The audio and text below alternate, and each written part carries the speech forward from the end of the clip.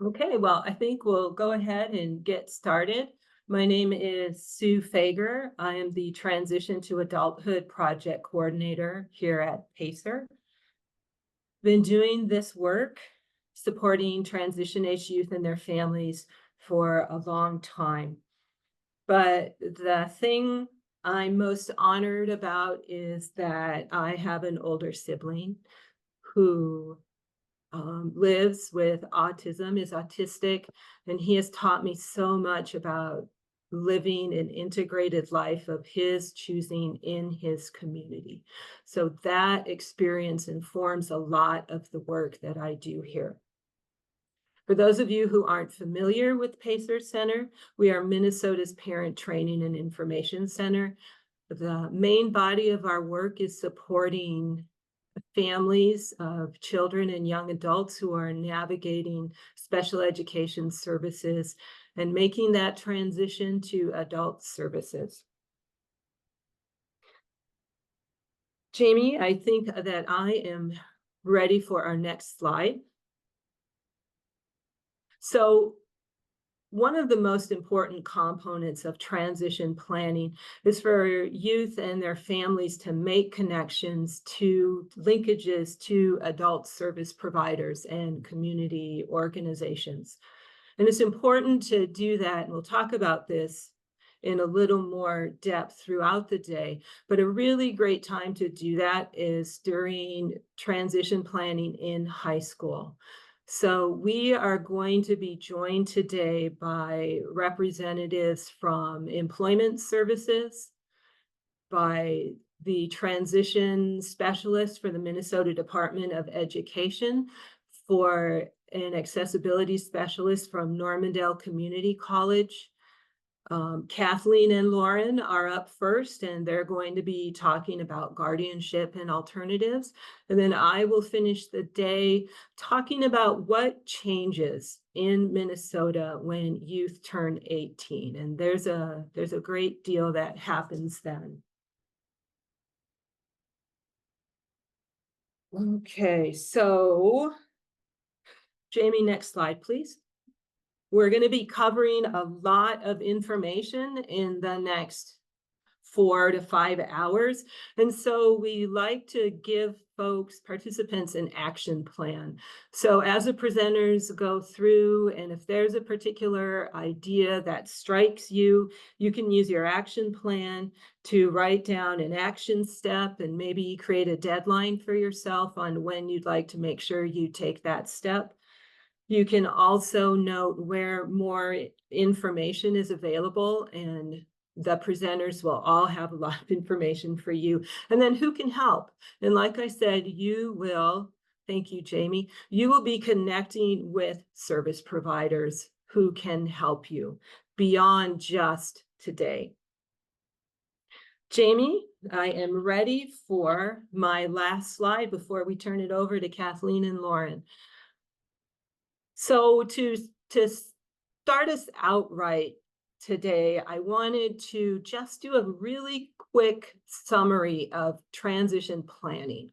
In Minnesota, transition planning begins in 9th grade. So in that 9th grade IEP, conversations about what adulthood after high school is going to look like for the student. The special education law idea has grouped transition planning into 3 pretty broad categories: employment and employment training, post-secondary education and training, and then also living in the community. In IDEA, it's titled independent living. We like to think about it as interdependent living because no one lives totally independently. As I said, today will be a great day to create some linkages to adult services that then you can bring to your young adults, your students' IEP meetings to begin that planning. Okay, that is it for my slides. Next up, we have Kathleen and Lauren, who are going to be talking about guardianship and alternatives, included supported decision-making. We receive many, many phone calls from families whose students have turned 17 or are approaching 18, what's also known as the age of majority. And maybe the IEP team has said, uh-oh, they're 17 going on 18, got to get a guardianship. And that may not be true for every student. And so we've invited Kathleen and Lauren to start us out today to talk about guardianship and alternatives. So Thank let you, me just Sue. introduce the two of, yes. Oh yeah, go ahead. Oh, okay. Quick introduction for Kathleen and Lauren. They work for the Center for Excellence in Supported Decision Making here in Minnesota. Kathleen's been practicing social work for 15 years, the last 7 being with this organization, where she provides in-person assessments focusing on exploration of less restrictive alternatives to guardianship. In this role, she works with adults across the age spectrum, including young adults with disabilities, adults whose mental health is impacting their well-being, and older adults with neurocognitive disorders. Lauren joined in this organization in 2023 as the lead social worker working on the guardianship information line. She's a licensed social worker who's been practicing social work for nearly 10 years and brings experience working with older adults, adults living with chronic illness and disabilities, and their support systems in providing information and resources to help them live their best lives. All right, Kathleen and Lauren, thank you. I'm gonna try. Thank you for the intro, Sue. Appreciate that. I'm gonna try to share my screen. Will you all let me know if I succeed with that? Absolutely. Yeah. We can see it. Just FYI, we're seeing the notes page. I don't know if you can flip it, yeah, but I otherwise, might be able to. I okay. always struggle with this. I swear it doesn't matter how many times I've done it. Yeah, I understand. They're perfect. How's that? Better? Yes, Thank perfect. you. Thanks, folks. Appreciate the support. All right. So, like Sue said, I am Kathleen. I'm going to start us off today in our presentation talking about guardianship and some other options. Lauren will jump in as part of the presentation as well.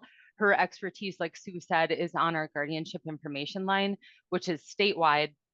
So she's talking to folks every day, just all across the spectrum of people wondering about guardianship. Is it the right fit for what we need? It's a conversation that people hear from sometimes a pretty young age with their kids as part of the school system and the programs that they're in. And so today we're just here to talk about what it is, how it works, how sometimes it might not work, and what the options are in between.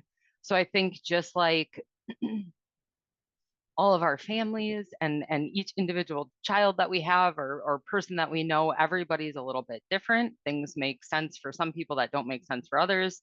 And so that's just part of our conversation today is giving you the tools and information that is out there. And then knowing, I like that plan that Sue was sharing, because then you can take notes on that and kind of think through, is this really going to make sense? Is it the thing that we want to do next? Maybe we want to just like pump the brakes and try something else first and then move to guardianship if that doesn't work. So there's a lot of options here in Minnesota. Um, excuse me, for folks that we're thinking about, worried about, caring about. Today, if I generalize, it's just for the ease of presenting. If I say parents and kids, I know not every family is specifically parents and kids, but I just feel like it's the easiest, smoothest way to just have the conversation. But you're the adult supporting. I see some people in the chat are professionals, not family members. So just, use my verbiage as it applies to your situation.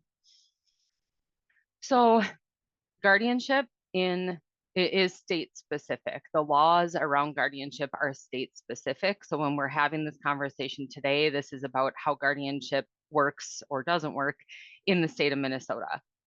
We get calls sometimes from people outstate Wisconsin or just anywhere else that are like, oh, we have a guardianship and we're moving and da, da, da. So we can have those conversations with folks as well. But in today's conversation, we're going to talk about guardianship specifically in the state of Minnesota and how that works. So I know, like I said, conversations are happening well before someone is 17 or 18. And that's kind of that point, though, where people start to go like, oh my gosh, we need to do something because things do change when someone turns 18, whether it's access to programs, whether they're going to continue in a school program or end that and maybe look at like a college course or starting to work. Just societally, there's a lot of conversation, maybe even pressure at some points of like, well, you're going to be 18. What are you going to do? You have to be independent the moment you turn 18. That's not true for anybody. And specifically for kids, young adults with intellectual or developmental disabilities, it can look so different just depending on so many factors that you all are living and completely understand. So a lot of times we get calls from parents or guardians or social workers saying this person's going to be 18 and we're worried because we're afraid, right? Like we're told like nobody's going to talk to us anymore. How are we supposed to be able to support this person if nobody will talk to me? Like I've been supporting them for their entire life, and suddenly, on their 18th birthday, what? Like all the doors closed, nobody will answer the phone if I call. People are very concerned about that and thinking that in order to continue to be involved in their kid or the young adult's life, they have to have guardianship. Sometimes maybe, and other times not necessarily. And Lauren will get into more of that as we talk further, but there are a lot of different ways that guardians, parents can stay involved in a young person's life. There's a release of information, there's healthcare directives, lots of things that we'll talk about today. I know sometimes people are worried about financially, like, well, they've never been able to manage money, or maybe they've never had a chance to do that, and so we're worried somebody's going to take advantage of them. Those are all things that we can talk about and hopefully ease some of the concern and just kind of talk through the realities of how these supports maybe show up for people.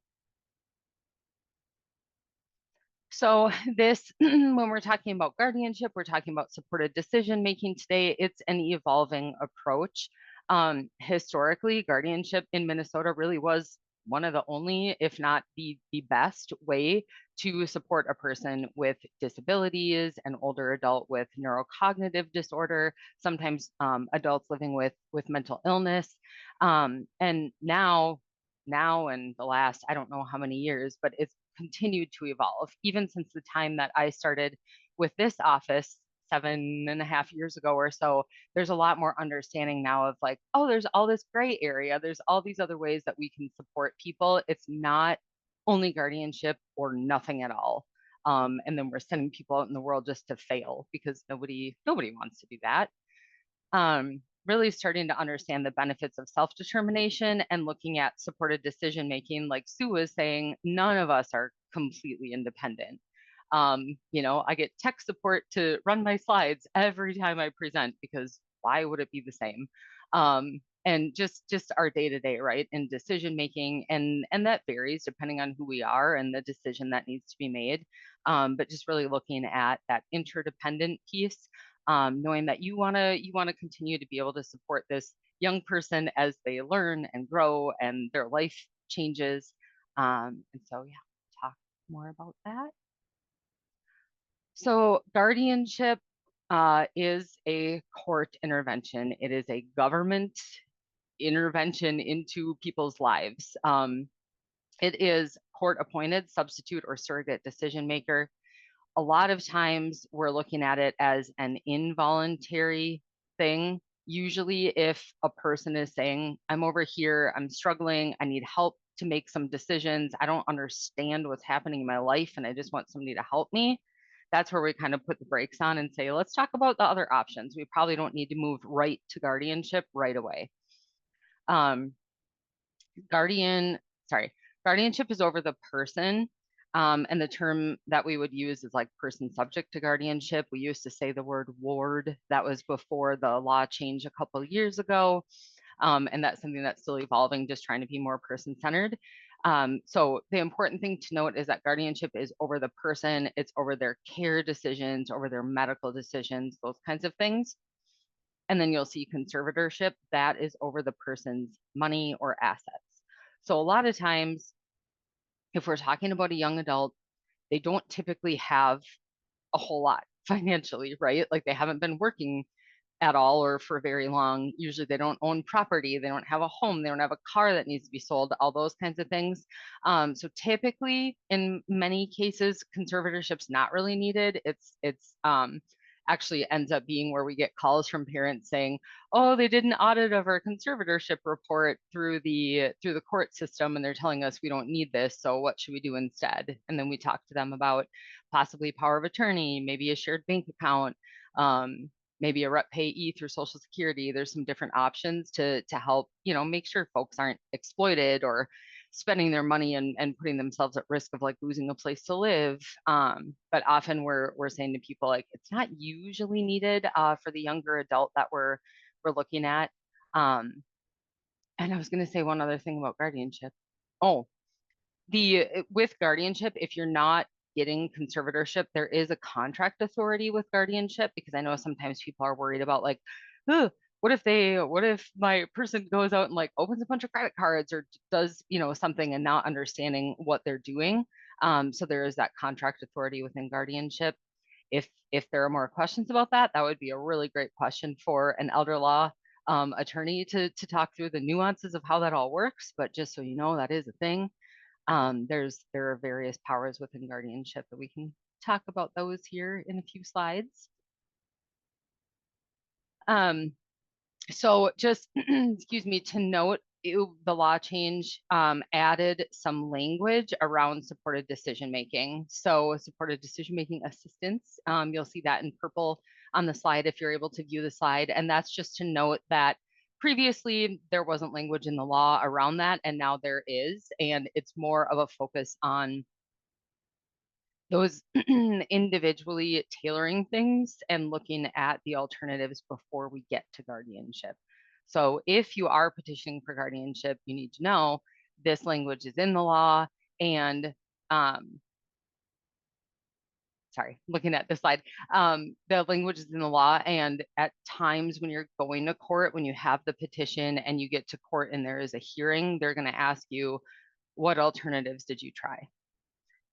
So be prepared for that if you are going to court, that some of the things that we talk about today, that you've thought through them, that maybe you've had conversations either with an attorney or with other people in your family, with the person that you're supporting, to say, these are some of the options we have, why would they or wouldn't they work?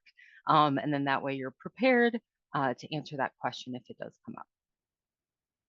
So again, Lauren's going to talk in more detail, but here, just looking at the statute language around supported decision-making, they're just really focusing on alternatives to guardianship, because there are so many good ones now that are accessible and that can help support people outside of this court intervention. And one of those that's listed here is the appointment of a healthcare agent, because that is something that historically, I think, I worked in nursing homes before this too, and that would be a conversation around like end of life kinds of things. Like an older person would fill out a healthcare directive so that we had their wishes on paper if and when something were to happen. And now, in more recent times, we've been looking at the appointment of a healthcare agent on a healthcare directive as a very accessible option for younger adults as well. Their ability to understand that document, we can explain it in a way that makes sense to them. Like, hey, do you want your mom? Do you want your dad or your aunt? Whoever their trusted person is. And if they can consistently say like, yep, that's the person I would go to, I would want them to help me in the event that I couldn't make a healthcare decision, then that might be a good option for them.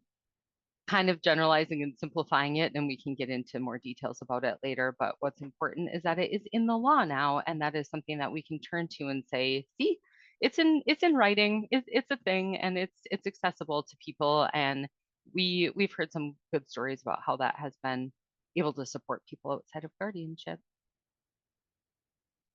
There are legal definitions of supported decision-making that I'm not going to read to you, but it's just helpful to know, and you'll have the slides to reference around. It is an actual thing. In conversation, sometimes people are like, I don't get it. Like, it's not formalized. We don't have this piece of paper right now for it. But it is, there are legal definitions around supported decision making, and this one is referenced in Minnesota statute. Conservatorship criteria, I'm not going to go through necessarily, but there's slides there for you to reference. I did forget to say in the beginning, if there are clarifying questions, put in the chat. Sue or Jamie, you can interject as Lauren and I are talking. Otherwise, maybe we'll save the other questions toward the end. We should have a little bit of time to talk through things with folks. Otherwise, I run the risk of getting way off track and having all kinds of awesome conversations and then not getting through our slides. So, so as we were talking about, in the statute, in the guardianship law here, is talking about what less restrictive means have been attempted and considered. For how long have they, excuse me, have they been attempted, and why they're not sufficient to meet the person's needs. And this, again, is just ensuring that we're not moving too quickly into guardianship when there are other options.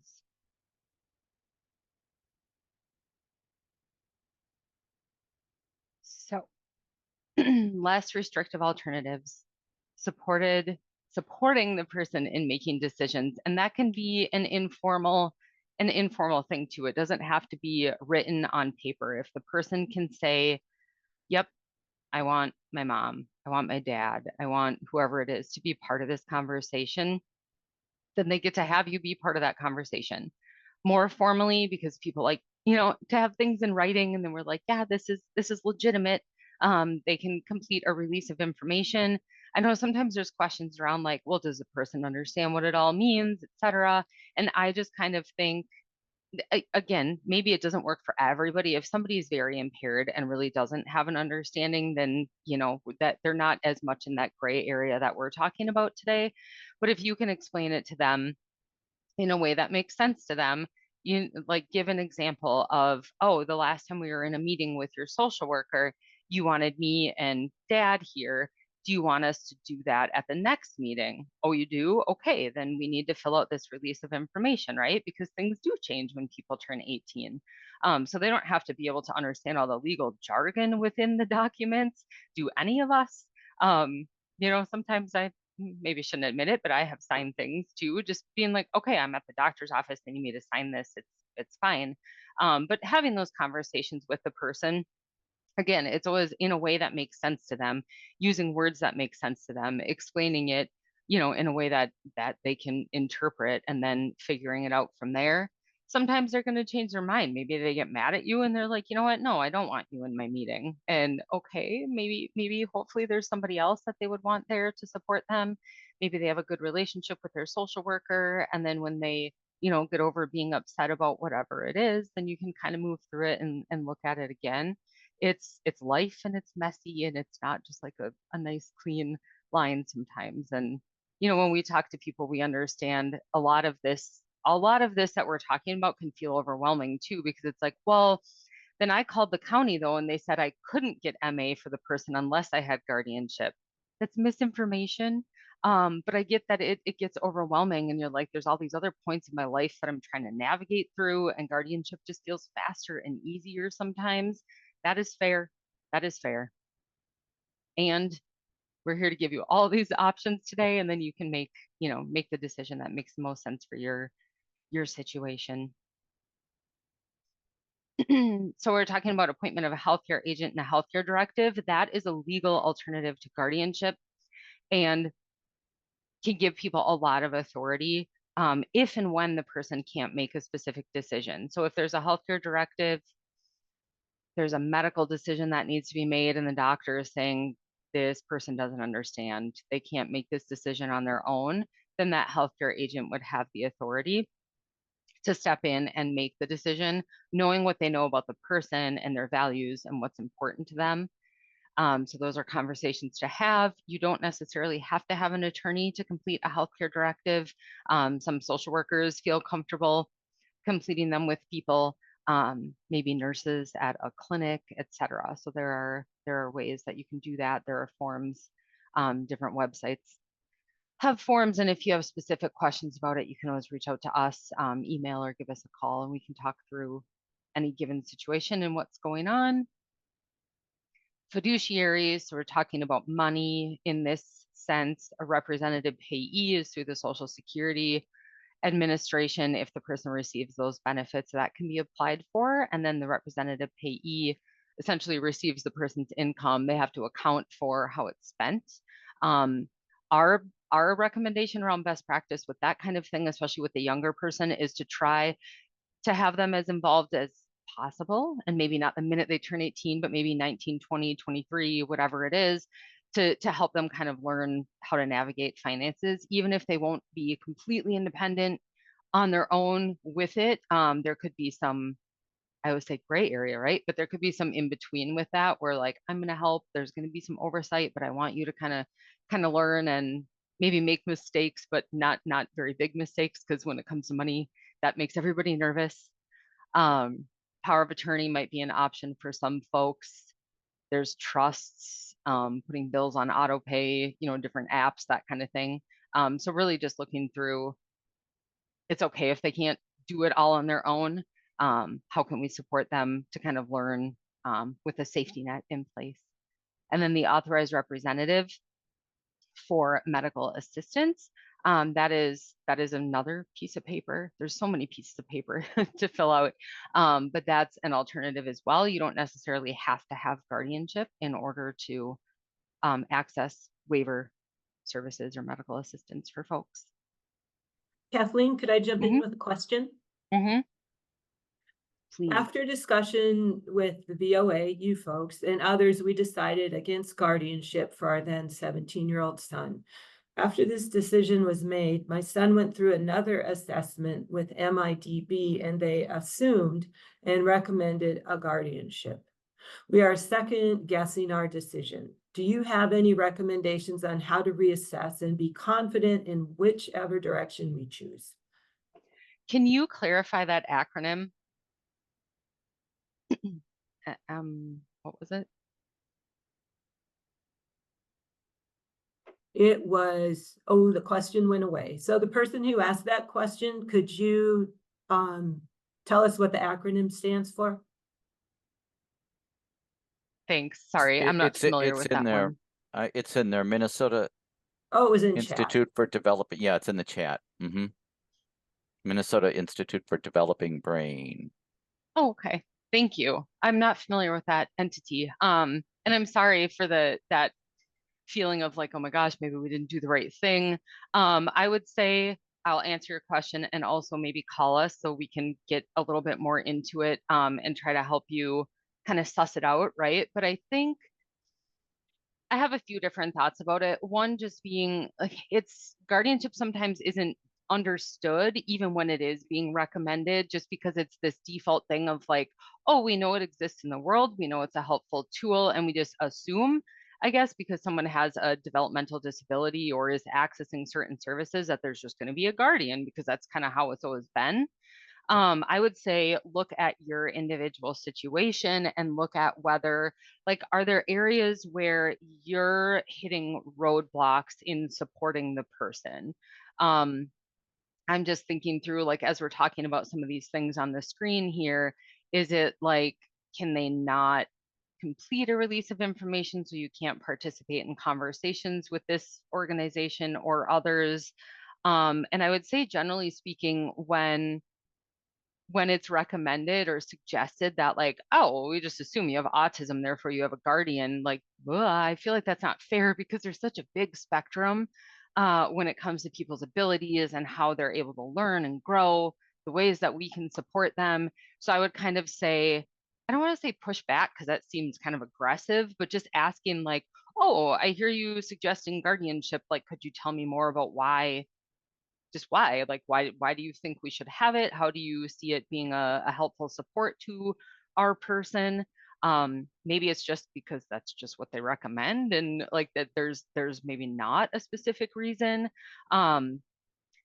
Recognizing that's kind of not a very clear answer to your question, but I would say it is so individualized that if and when we're hearing like those blanket phrases or suggestions of like, oh, just like an assumption that guardianship exists or is necessary. I would just say kind of like explore it a little bit more, and just try to understand why, because it's just not always the best option.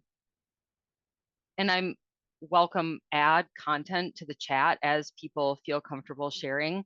Again, we're not here to say like, here's what you need to do in your specific situation, but we definitely want people to have an understanding of the options that are out there, so that if and when, you know, you're making the decision, and it sounds like in this case, you made the decision, felt pretty good about it at the time with the information you had, and then now you're hearing different points of conversation. So I think that is interesting though, and it's helpful for other people to know that even if you do a release of information, and even if you do a formal supported decision-making agreement on paper and a representative payee and all of these things we're talking about, you might still have people that say, well, you need guardianship.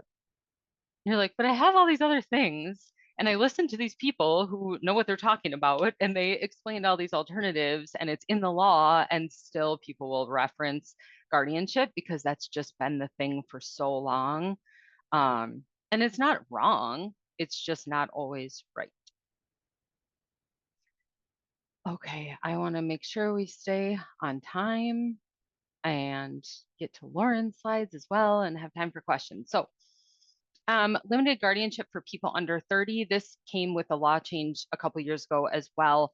And the thought behind this is, and I know it's not the same for everybody, but as human beings, generally, your brain continues to develop to a certain point in time, right? Like mid, late 20s, maybe early 30s. I've heard that like with some folks with fetal alcohol spectrum disorder, like their decision making does get better as they get closer to that late 20s, early 30s. So again, different for each person.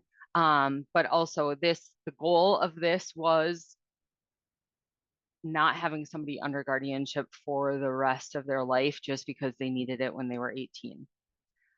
So they might need it when they're 18, and then it will expire, as you'll see here, whatever it is, no longer than 72 months. So it would expire. You wouldn't have to go back to court.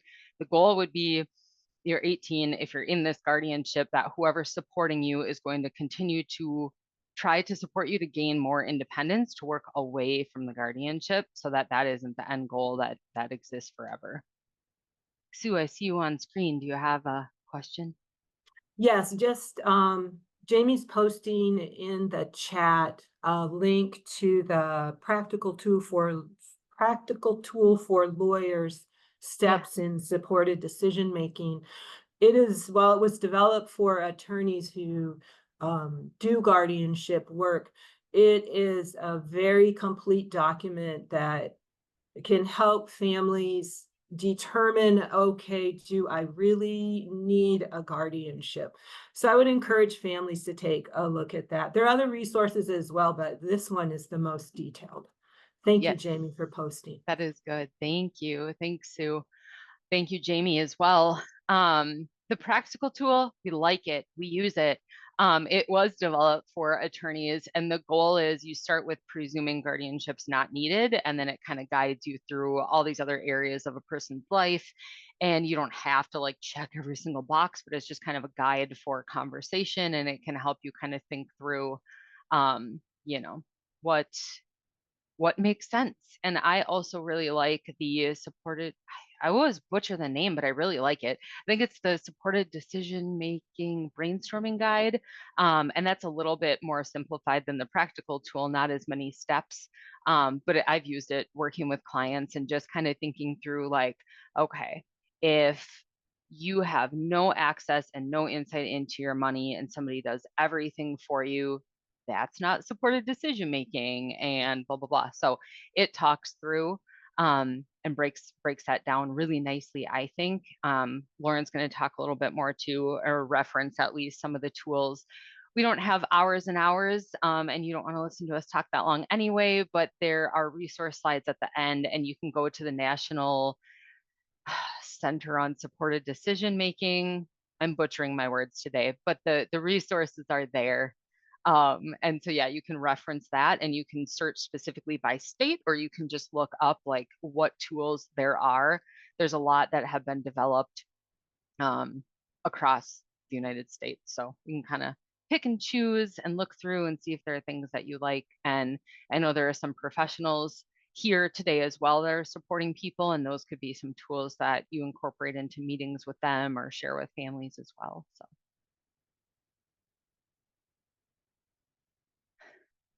So if you're listening and hearing me saying there's a lot of gray area, guardianship is an excellent tool when it's necessary.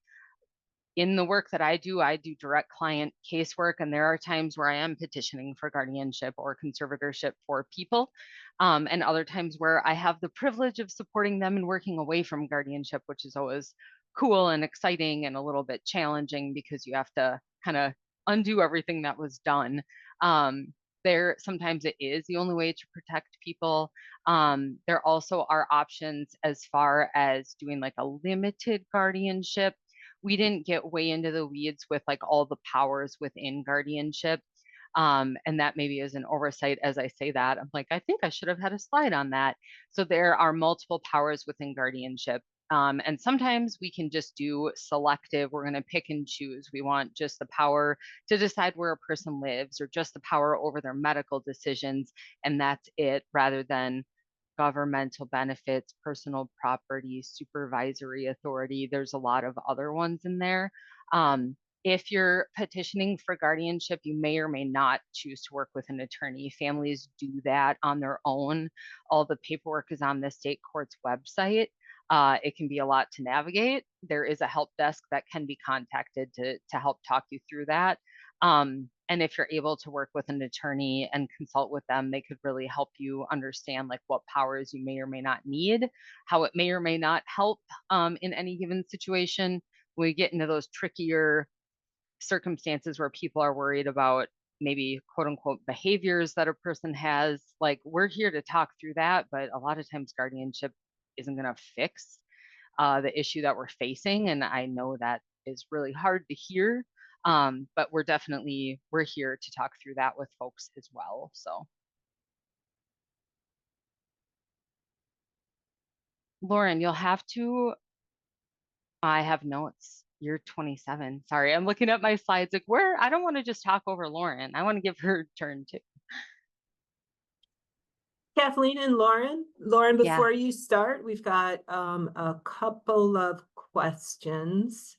Is there someone who can provide an evaluation for a person to get an outside opinion on if a guardianship is necessary?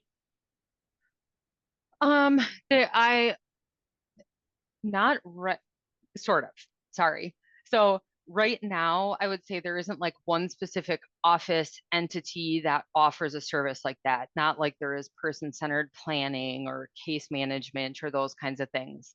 There recently were some RFPs or an RFP that was put out, which means there's money coming through the state for people to develop more programs around supported decision making.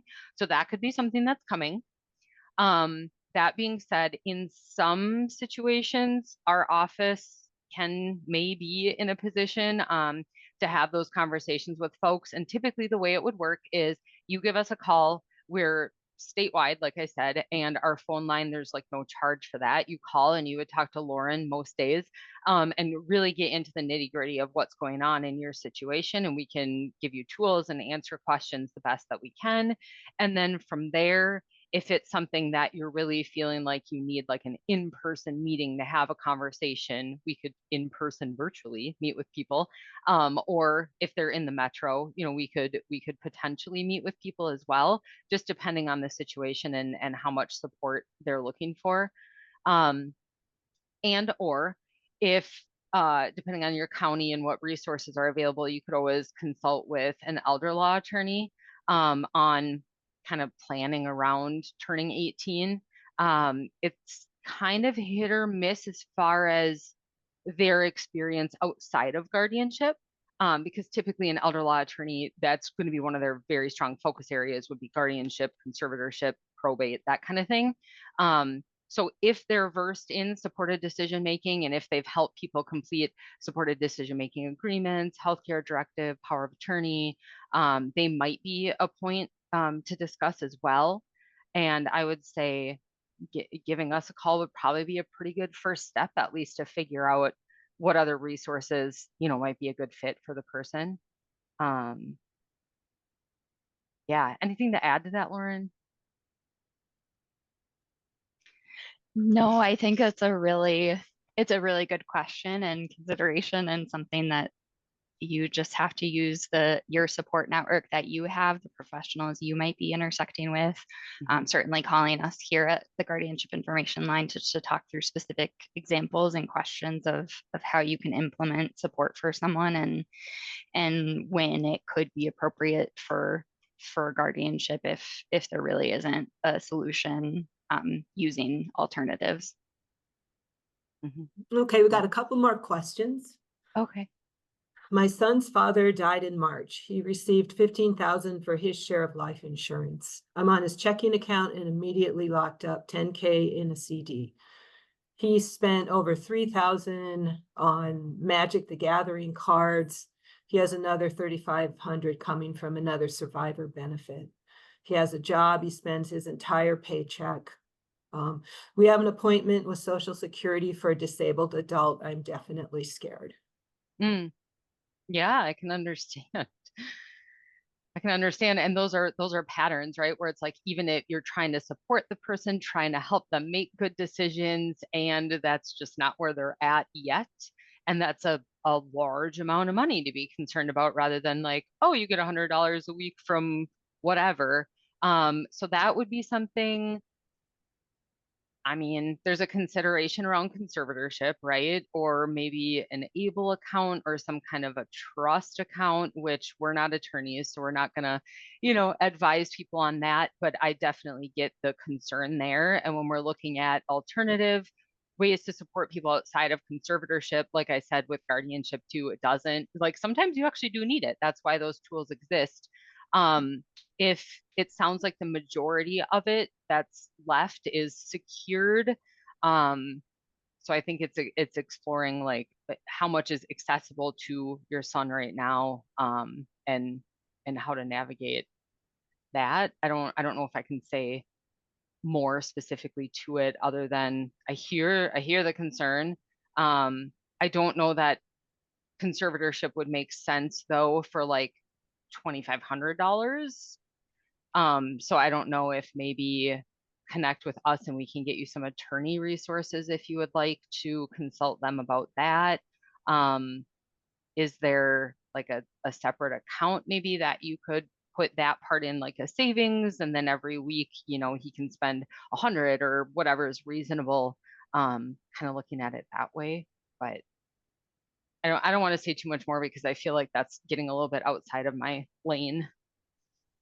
One last question. Are there agencies or nonprofits that will help a family construct a supported decision-making plan? So there's us. And I feel slightly awkward when I do that, because I'm like, I'm not a commercial. I'm not trying to sell our services or anything along those lines, but there is us. I mean, we're the Center for Excellence in Supported Decision Making. So we exist to have those conversations with folks. Again, if there are other resources like a case manager or a social worker at a school that could do that with a person, we would certainly lean into that. Sometimes I think around like person-centered planning, a supported decision-making agreement could be part of person-centered planning. Again, depending on what agency you encounter would depend on their level of understanding and comfort with completing them, but it would be something worth checking into. And then outside of that, I mean, it's something that Lauren and I have met with folks. A lot of times we do it virtually just because it is really accessible, but I also understand not for everyone. So sometimes we can meet in person. Our office is in Minneapolis, and we can have those conversations with folks, and complete a supported decision-making agreement. You also don't have to work with any of us to do it. It's a thing. It's a document. We do have them, or at least one that's been drafted. And I don't know if we have it in our resources, but we could certainly send it to Sue if Sue doesn't already have it. but that is something that you can, you could also just give us a call and talk through how it might work in your situation, and then do that paperwork together with the person, because they really are supposed to be at the center of supported decision making. It's really about them, and then helping them to kind of balance out, to weigh the pros and cons in any given situation, to help them kind of understand the decision that they're making. So I hope that answers it. And I have a few more slides to quick zip through, and then I want to pass it off to Lauren. Thank you for the questions, though. I really appreciate it. Then it doesn't feel like I'm just sitting here talking to myself, because that's boring. So we've already talked about this, but the historic or possibly current practice, depending on where we're looking at things, is if a person can't do everything all by themselves, then they need a guardian. And that's what we're talking about today. And I think everybody's understanding is that there's a lot in between that, And I don't know why this is on here again. I'm just going to move through this. All right. Lauren, if I keep talking too long, just stop me when it's your turn. Okay. Okay. These, I think, are just reiterating what I have said, so I'm going to move through it for the sake of time. But they're good slides for you all to reference as you're kind of absorbing a lot of information over the course of today. So this one I think is interesting to kind of get into for just a moment, is that guardianship may promote a false sense of security.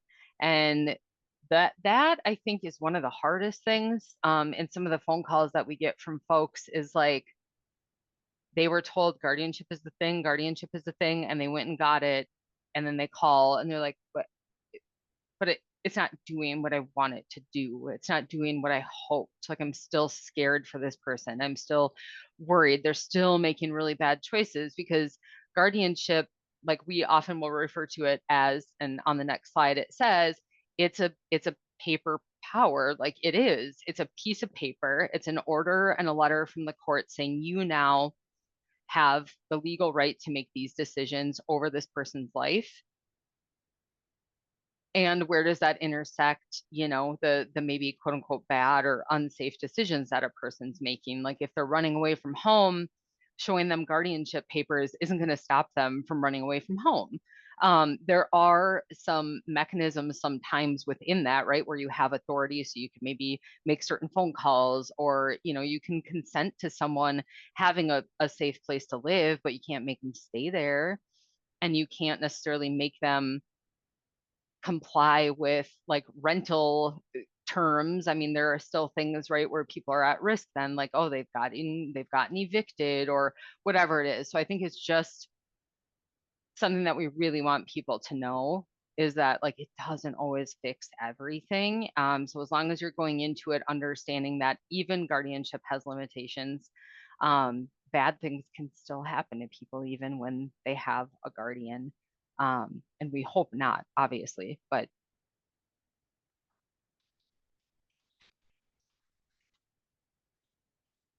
so this is stuff that we've all talked about as well. Just that sometimes guardianship has unintended consequences in the way that it shows up in people's lives. It feels like there's even more control when they didn't have any control in the first place. And it can just, like, in some situations, it makes it, I don't want to say worse, but it can just make it more complicated when you're navigating this relationship with this kid of yours who's an adult, who's kind of pushing back, being like, yeah, but I'm 18 and you can't tell me what to do. And you're like, yeah, but I'm worried about you. And I'm your guardian, and I'm doing this to help you. And it doesn't always show up to them that way. So just kind of talking about some of the realities of that as well. There are benefits to self-determination, learning, growing, all of the things. And I know sometimes that feels too scary, and fully recognize that, like I said, all throughout this portion of rambling at you all, like it not everything makes sense for everybody. But hopefully you're getting some good tools here today to start learning, like, okay, here are some things that maybe I want to try next. And if we do all these other things and it doesn't seem like it's working, then maybe guardianship. Okay, and if you Lauren, could you skip to wanna? the next slide, Yeah. please.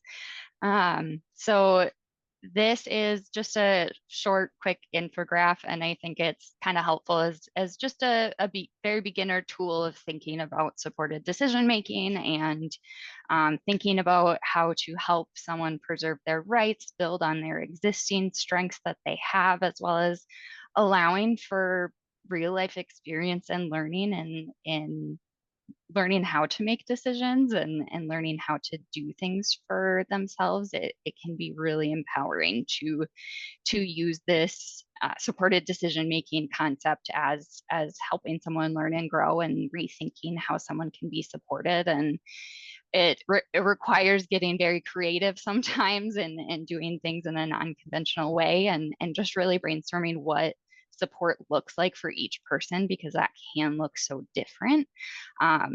And really, really, again, just personalizing this. I think how we all learn things differently, and something I was thinking about is when I don't do things for myself and they're done for me, I don't know how to do them. For example, my husband's been changing the oil in my car for 16 years, and I've seen him do it numerous times, twice a year. I consistently will watch him do all the steps. He's had me even under the vehicle, like watching him do everything. He'll be like, you know how to do that. Absolutely not. If you put the tools in my hand and had me try to do that for myself, I would not be able to do it because I didn't do it hands on. And that's how I learn. He can learn by watching someone else do something once and then he immediately is an expert in it. And that's just not how I operate. And so just thinking in terms of what helps someone learn, what's their learning style, how can we teach, like show them how to do something, teach them how to do it, let them practice. These are just things that I feel like are human experiences that we all have to go through. And so thinking through that, next slide, please.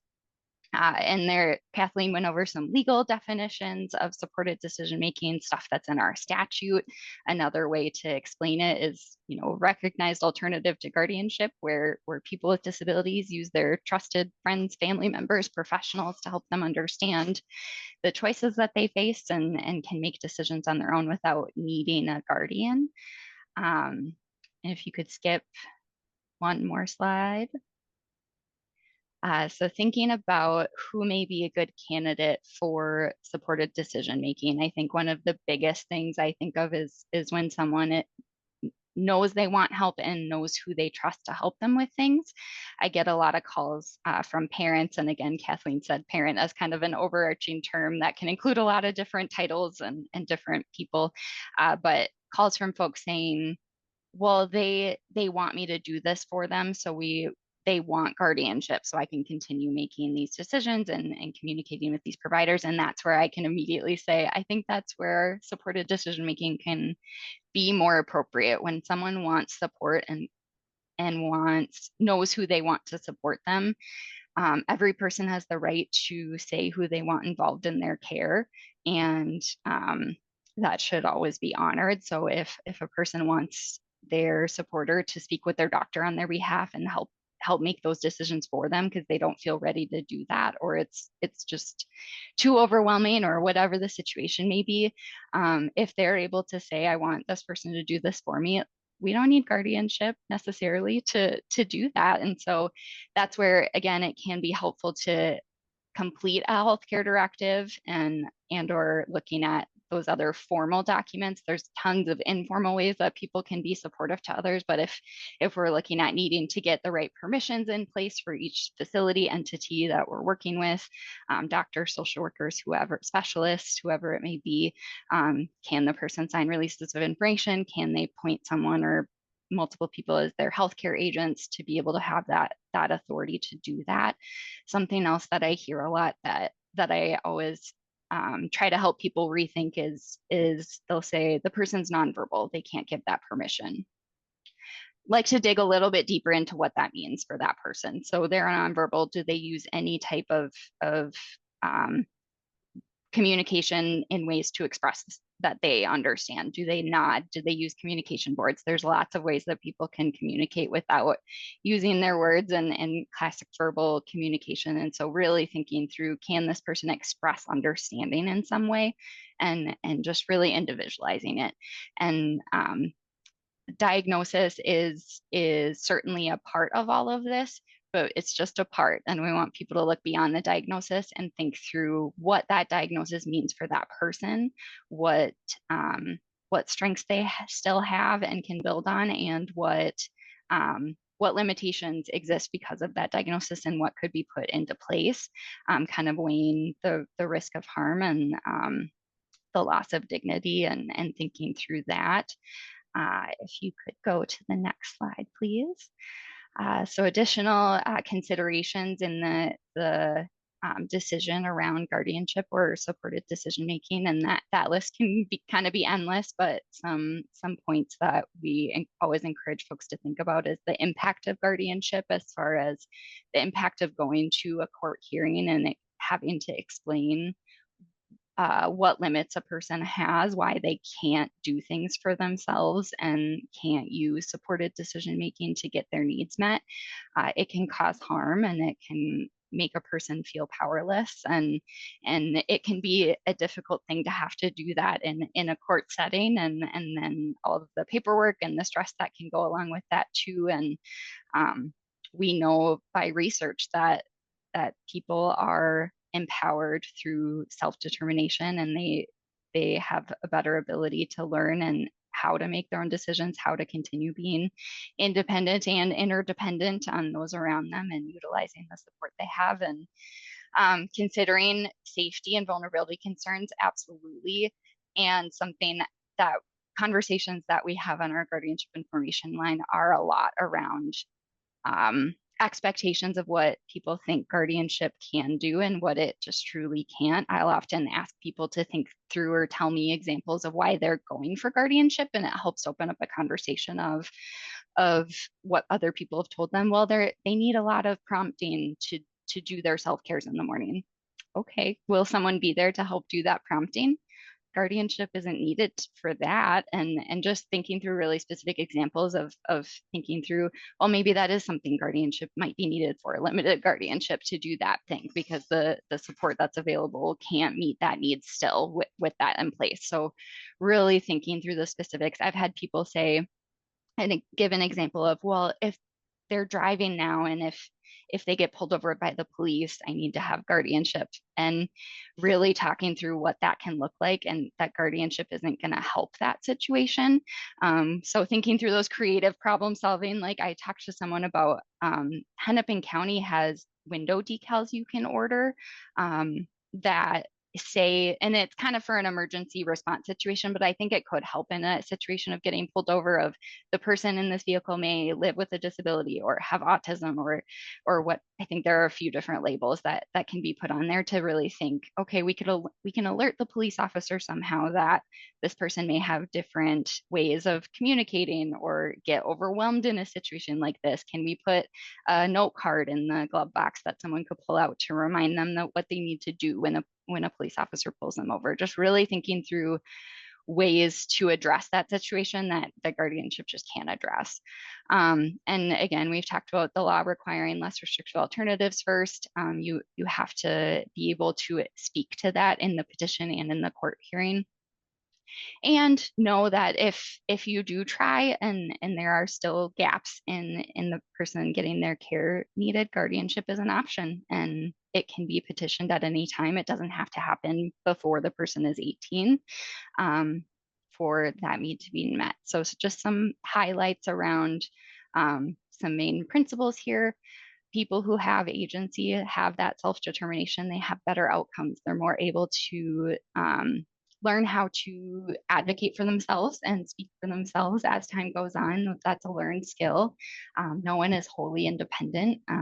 We all rely on each other and the people in our lives to make decisions. I don't think I make any decisions without calling my sister. So, and we all make decisions using other people for support. Next slide, please. Thinking through, and how are we on time? It's 10. Are we good? I think. Okay.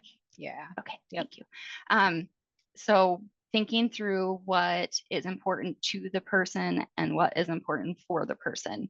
These tend to not have one simple answer, one simple solution. It's really thinking through all of the factors involved.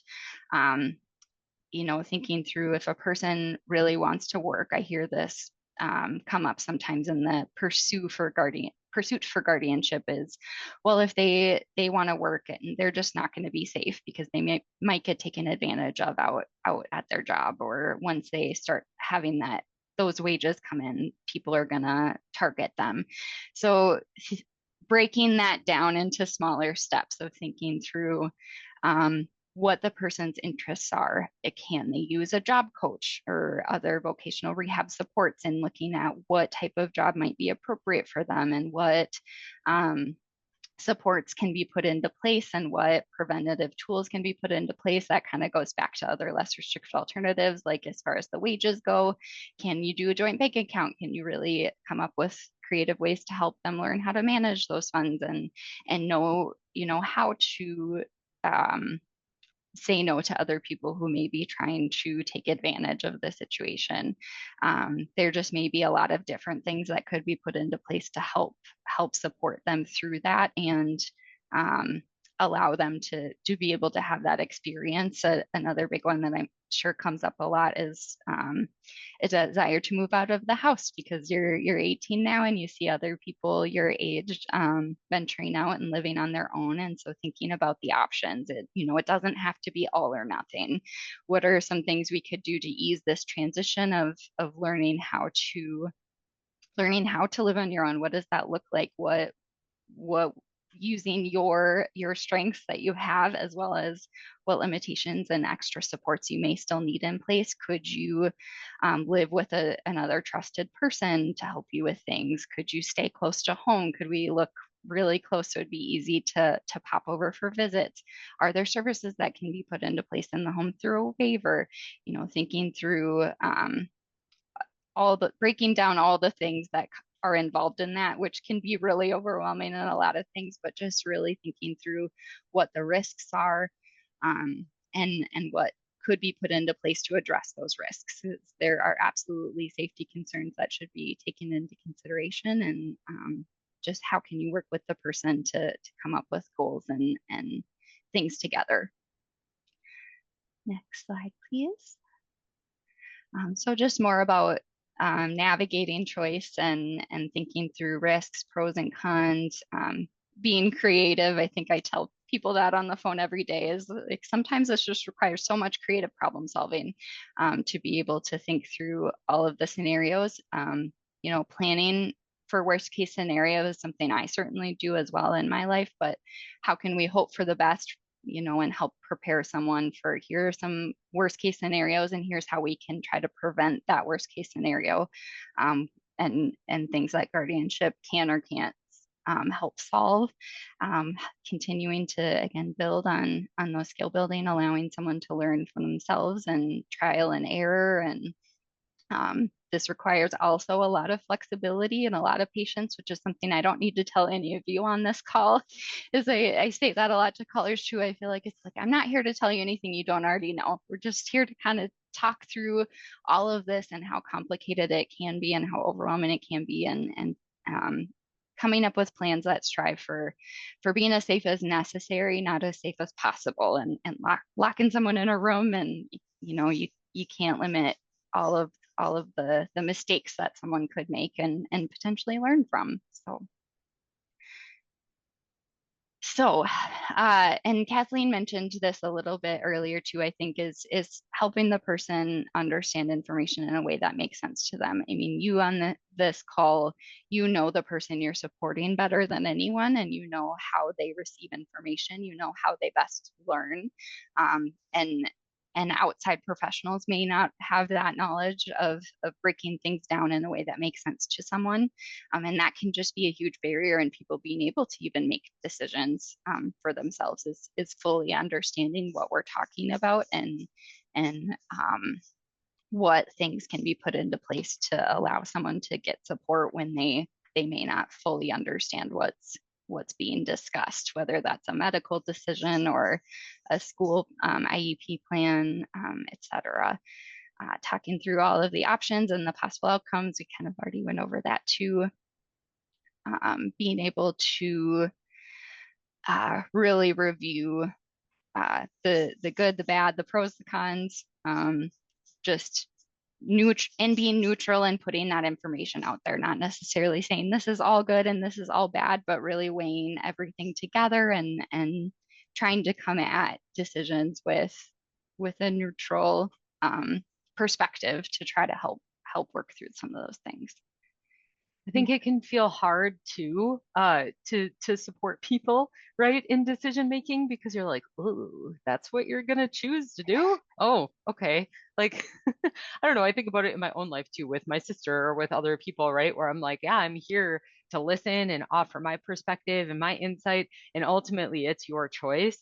And sometimes it's easier from where we're at to like have this ideal of what they should do or what they should decide, and that's not always what it's going to be. And I think that's because we're each different. And also, maybe they would make a different decision next time after they've had the experience and been like, oh yeah, maybe that wasn't the best thing. But some of that is learning through that as well. So hopefully, I mean, as a supporter, I think that's such a great role that a parent or anybody else can play in a person's life, because you're that kind of like that safety net. Like if they're turning to you, that's great, right? Because you kind of know, what their thought process is, the decisions they're going to be making, and then you can do that anticipatory, like, uh-oh, this might happen, so I'm going to be prepared with this resource or with this reaction if and when, a less than ideal outcome occurs.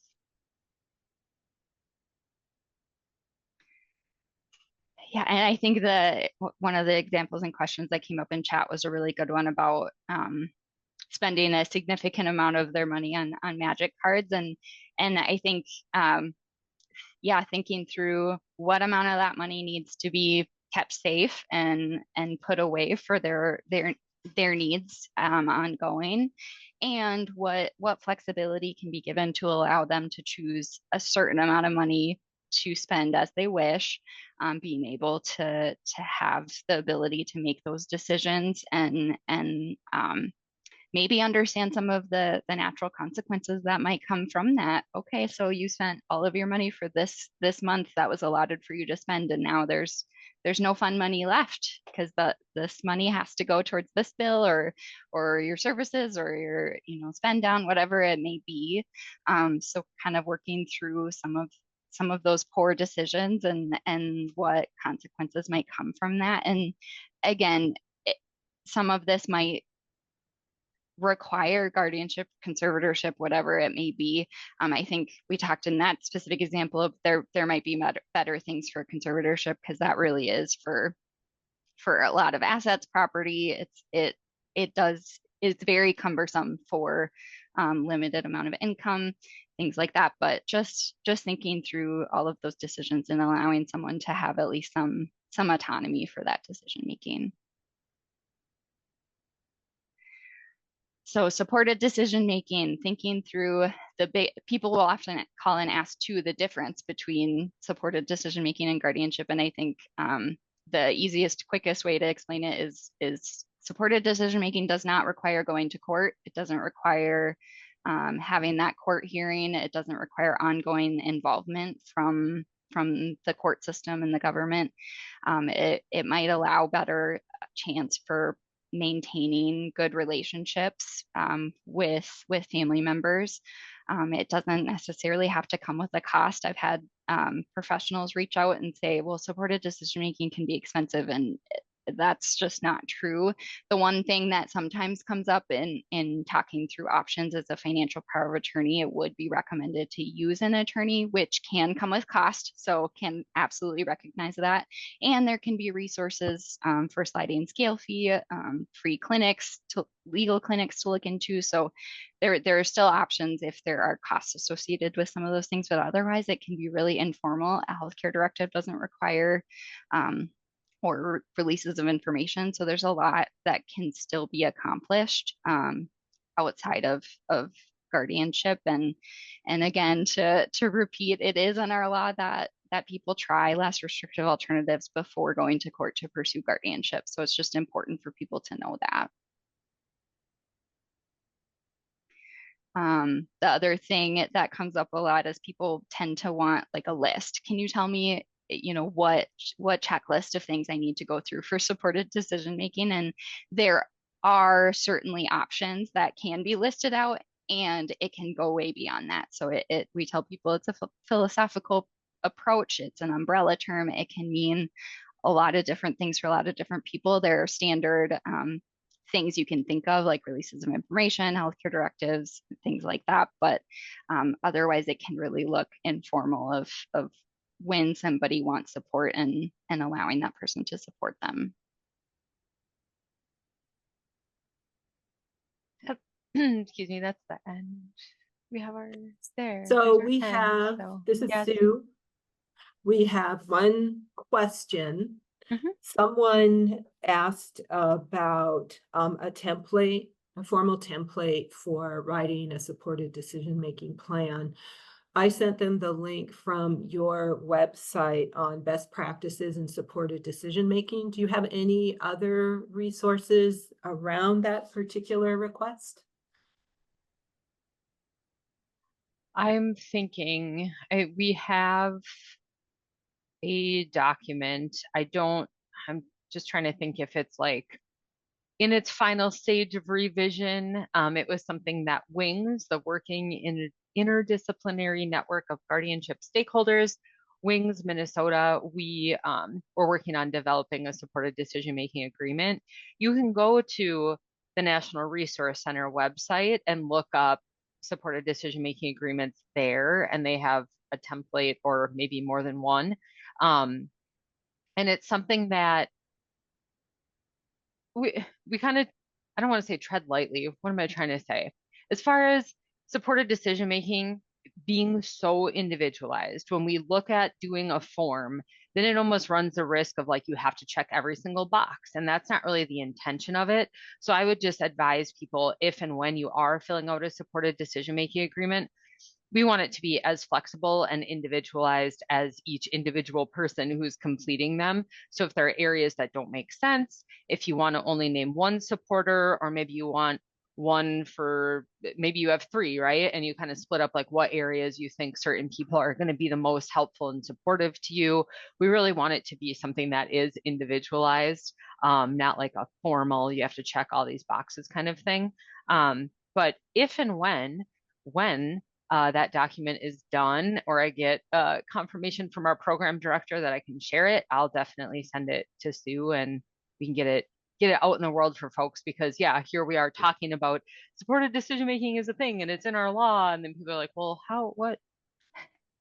Like Lauren said, it's a philosophical approach, so you don't have to have a formal agreement, and it can be helpful. People can add it as kind of like an addendum to completing a healthcare directive and then having that supported decision-making agreement paperwork.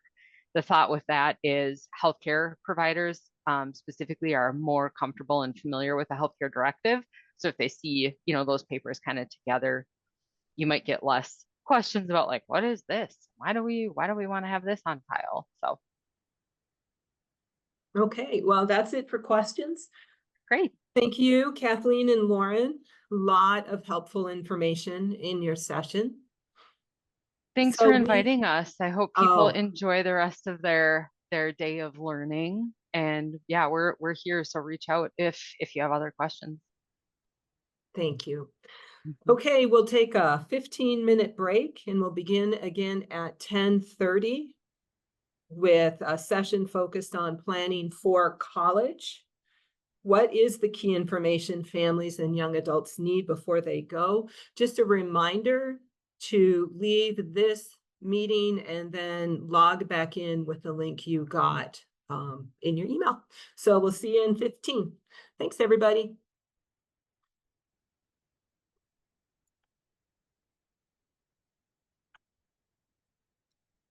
Hello, everyone. I'm Kayla Allen. I'm one of the accessibility specialists at Normandale Community College, and I am so honored to be with you again today. This is a subject that is near and dear to my heart because I myself was born with a physical disability. I have cerebral palsy. So I have experience both in the student perspective as far as like I myself had an IEP when I was in the K-12 system. I had to learn how to navigate reaching out to the Disability Services Office when I was in college. And then once I graduated with my graduate degree in school counseling, I then transitioned to being a professional in the field and having those interactive discussions with students to determine what post-secondary appropriate accommodations they may be eligible to receive. Something that is really helpful for you to be aware of is that every single post-secondary institution, whether it be a 2-year school, 4-year school, technical degree, it's going to have a disability office. The name of that office will depend on the school itself. It might be called Disability Services, Disability Resources, Accessibility Services, or Accessibility Resources. Here at Normandale, our title of our office is Office for Students with Disabilities. The shorthand for that is OSD. One pro tip that I can give you is when your student is getting ready to transition to that institution, have them type in the word disability in the search bar of that campus, and that should help direct them to what is that disability office called. And that website should have more information about how to get connected with that particular institution.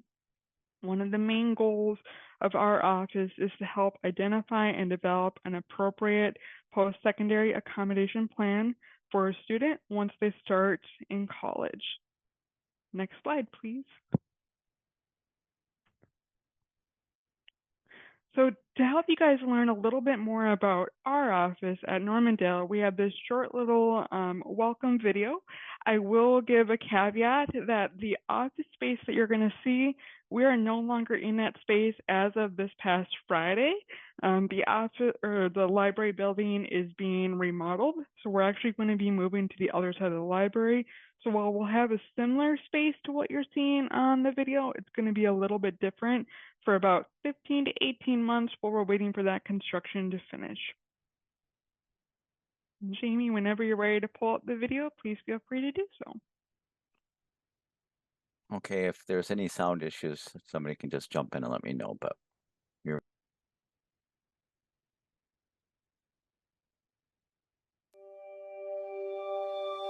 I can hear it.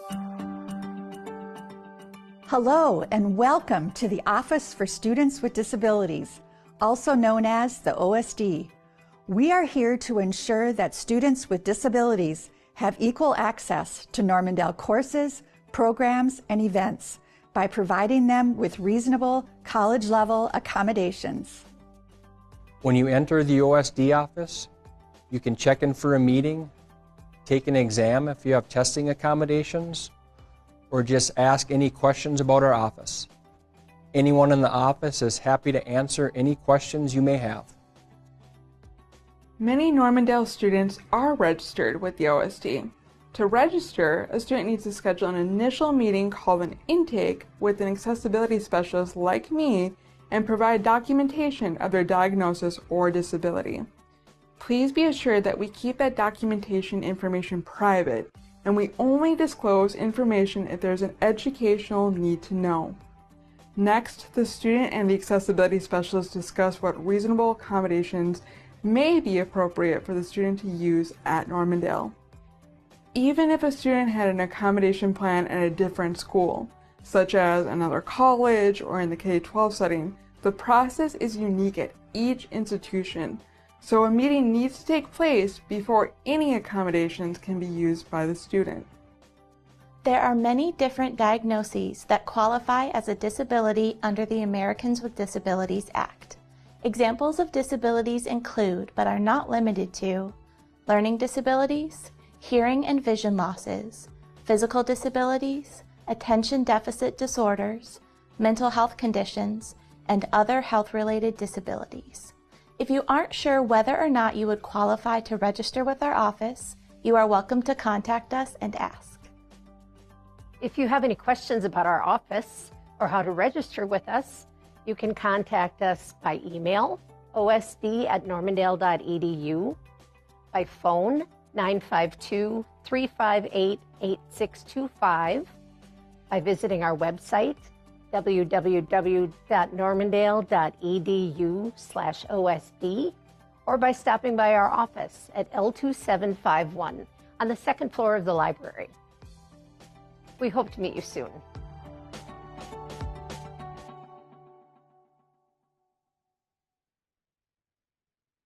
Thank you so much, Jamie.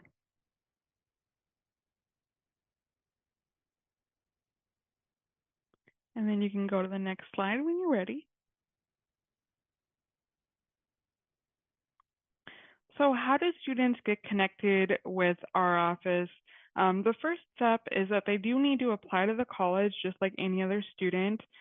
It is free to apply. Just because a student applies to Normandale doesn't necessarily mean that they're 100% sure that they're going to attend. It just means that it's one of the top schools that they are considering. Normandale is the largest community college in Minnesota. So we serve roughly about 15,000 students in a full 12-month period. We are about 2.5 times cheaper than the U of M as far as cost, and up to 6 times cheaper than a private institution.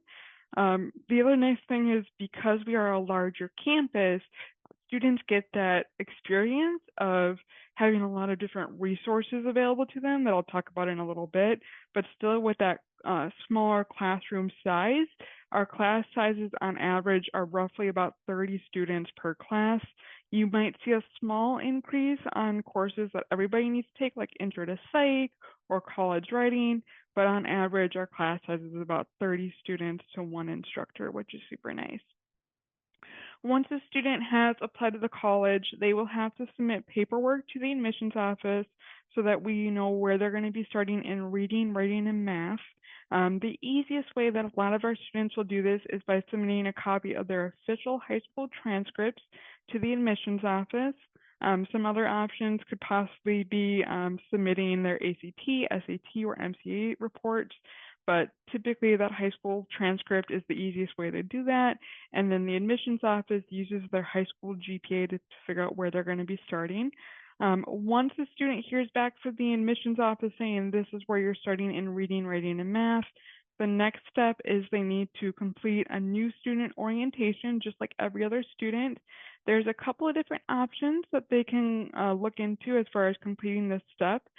One of the most common ones is that a student will attend like a live group orientation on campus. This is about a 2-hour long discussion where there's an academic advisor at the front of the class kind of explaining that transition into the college setting, talking about things like financial aid and credit load. And in the last roughly about 30 minutes, they have academic advisors walking around to help the student actually sign up for their first semester of classes. If you are working with a student that maybe doesn't enjoy those larger group environments as much, the other option that students can look into is completing a self-paced online orientation. It's kind of like a PowerPoint presentation that they would look through, which is on our learning platform called D2L, also known as Desire to Learn or Brightspace. And when they do that online orientation, at the end of it, there will be a few questions that the student will have to answer. I promise I've looked at these questions. They're not hard. Just making sure that they get some of that core information. Once they submit those answers, then the class will prompt them on how to schedule an appointment with their academic advisor. Students are assigned an academic advisor based off of their major. And even students that are undecided or exploring, we have advisors specifically related to that category of like undecided students as well. And it will prompt them into how to schedule either a Zoom appointment or an on-campus appointment with their academic advisor. This appointment is going to be about a 30-minute time slot the student will meet with their advisor to schedule their first semester of courses.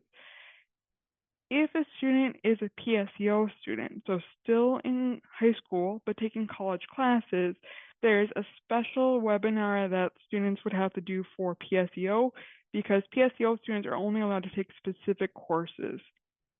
So there would be more information that the student would be provided if they were specifically a PSEO student. Once they are registered for their classes, then they are ready to meet with me so that we can sit down and have about an hour-long discussion so that I can determine what reasonable college accommodations that student may be eligible to receive. Next slide, please.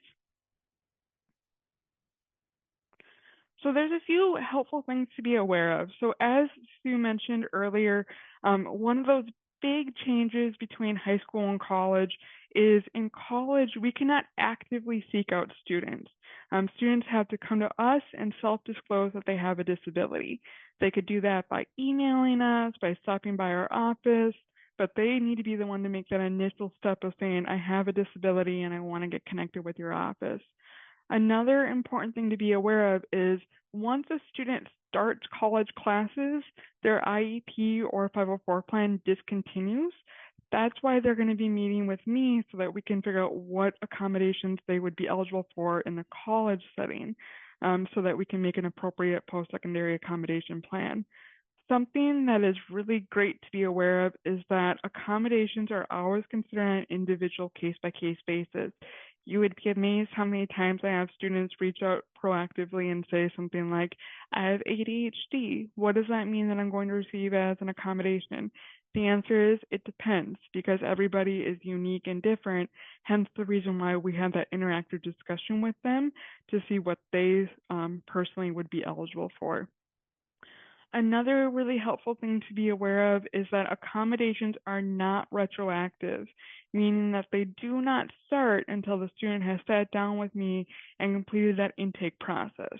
So even if you're working with a student that's like, you know what, I'm not 100% sure if I want to use accommodations when I'm in college, my pro tip is that the student should still get connected with us, still go through that intake meeting so that they're at least aware of what they're eligible for if they so choose to use it. Just because they're approved doesn't mean that they have to, but at least then they have that peace of mind of knowing this is what I could use if I so choose to. Next slide, please. Another helpful thing to be mindful of is that each of the students that are connected with us do need to provide documentation to verify that they have a disability. If a student has an IEP, sometimes the easiest way to get us documentation is by sending us a copy of their latest IEP and the latest 3-year evaluation that is associated with that IEP. Think of it like salt and pepper. They should always go together. If a student instead has a 504 plan, typically the 504 plan doesn't quite meet our documentation requirements here at Normandale. However, in order to make the 504 plan, the high school would have had to get evaluation documentation from an outside provider. And typically, if the student gets us that evaluation documentation that was used to make that 504 plan, that does meet our requirements, typically. It should also be noted that every college sets their own unique documentation requirements. And so one of the pro tips that I tell my students is whatever school you decide that you're going to be pursuing, proactively reach out to their disability office and ask what their documentation requirements are so that you can work on getting that paperwork ahead of time. Next slide, please. So a few helpful notes about post-secondary accommodations. First and foremost, and this is going to probably be one of those big changes from that high school to college, is the accommodations cannot fundamentally alter the nature of the program or the course content itself. Appropriate accommodations are always provided at no cost to the student, and personal services such as mobility devices like wheelchair, walker, scooter, or like a personal laptop that a student would use, that's the responsibility of the student to provide. The college does not provide personal services. Next slide, please. So as I mentioned earlier, accommodations are going to vary depending on the student because every student is unique in their own right. But one of the questions that I always get is what is some examples of possible accommodations in a college setting? So this is a list of what are some of our more common accommodations. I think the biggest one is probably testing accommodations, primarily extra testing time, usually time and a half, and a quiet setting to take their exam in. student note-taking support or the ability to audio record lectures to assist with note-taking, audio or e-textbooks, adjustable furniture such as tables or chairs, sign language interpreting, orientation to assistive technology, and provision to it on the physical campus. So what I mean by that is, let's say a student is using Dragon Naturally Speaking. While we wouldn't provide Dragon Naturally Speaking for the student's personal laptop, we do have Dragon installed on one of the computers on our campus. And so if they need to come and use that Dragon while they're on campus, they can reserve that room to work on like writing their paper. We also have a text-to-speech program called Read and Write that we make available to all students on campus for free. It's a text-to-speech program. And so while we do have downloading instructions on our website, we fully appreciate that it's still somewhat confusing on like, how do I download this software and how do I use it? So we could meet with students to help figure out like, how do I install and how do I use the basics of that program? And then something that is kind of unique to Normandale is what we call organization and time management meetings. So I want to be very clear. The student is still the person ultimately responsible for their own education. They're the person responsible for keeping track of assignments, making sure that they're done on time. But one of the unique things about our campus is if during that intake meeting, the student mentions challenges with like organization, time management, executive functioning, I will approve them for the option of this accommodation. This will give them the ability, if they so choose, to meet with a member of our staff as much as once every other week for 30 minutes. They still have to make sure that they're keeping track of everything, but sometimes it's amazing how just like sitting down with somebody and processing through the things that they'll think of, and then we can help them work backwards and be like, okay, yeah, that assignment isn't due for a week, but by what time are you going to do step A, B, C, D to make sure that it gets done on time? I warn my students that they're not going to become an organization guru after 30 minutes. If we could do that, that would be amazing, but it's just not possible. The goal is over time and with practice, they're going to learn tips and techniques that work best for them as far as like keeping track of their assignments and when they're due and making sure that they get it done on time. Next slide, please. So then what are some accommodations and supports that do not really transition to the college setting? I think the biggest thing to be proactively aware of is we do not have modified tests or homework. Students are going to be doing the exact same work at the exact same rigor as their fellow classmates.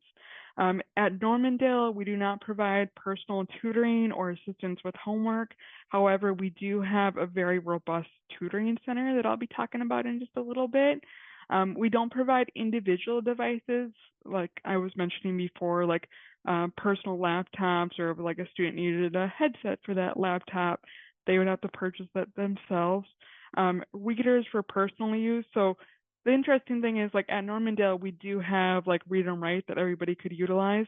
But if there was like accommodations that students wanted to utilize for doing research on a subject that was just interesting to them because it was interesting, but not required for an assignment or a class, we wouldn't provide accommodations for something that's just of interest. It would need to be directly related to a course content. One of the biggest changes is probably transportation, to be completely transparent with you. In college, the student is responsible for their own means of transportation and making sure that they get to class on time. And so as a person that does not drive myself due to my diagnosis, one of the things that I'm really passionate about is making sure that we proactively let students know, like, you're responsible for making sure that you get to class on time, that you have a reasonable transportation means. And we'll talk a little bit about some tips and tricks regarding transportation in a little bit. There are not specialized college classes. There are not classes specifically for individuals with disabilities here at Normandale. You're going to be doing the exact same courses and rigor as every other fellow classmate that attends our campus. There are not attendants or paraprofessionals. The student would be going to class independently.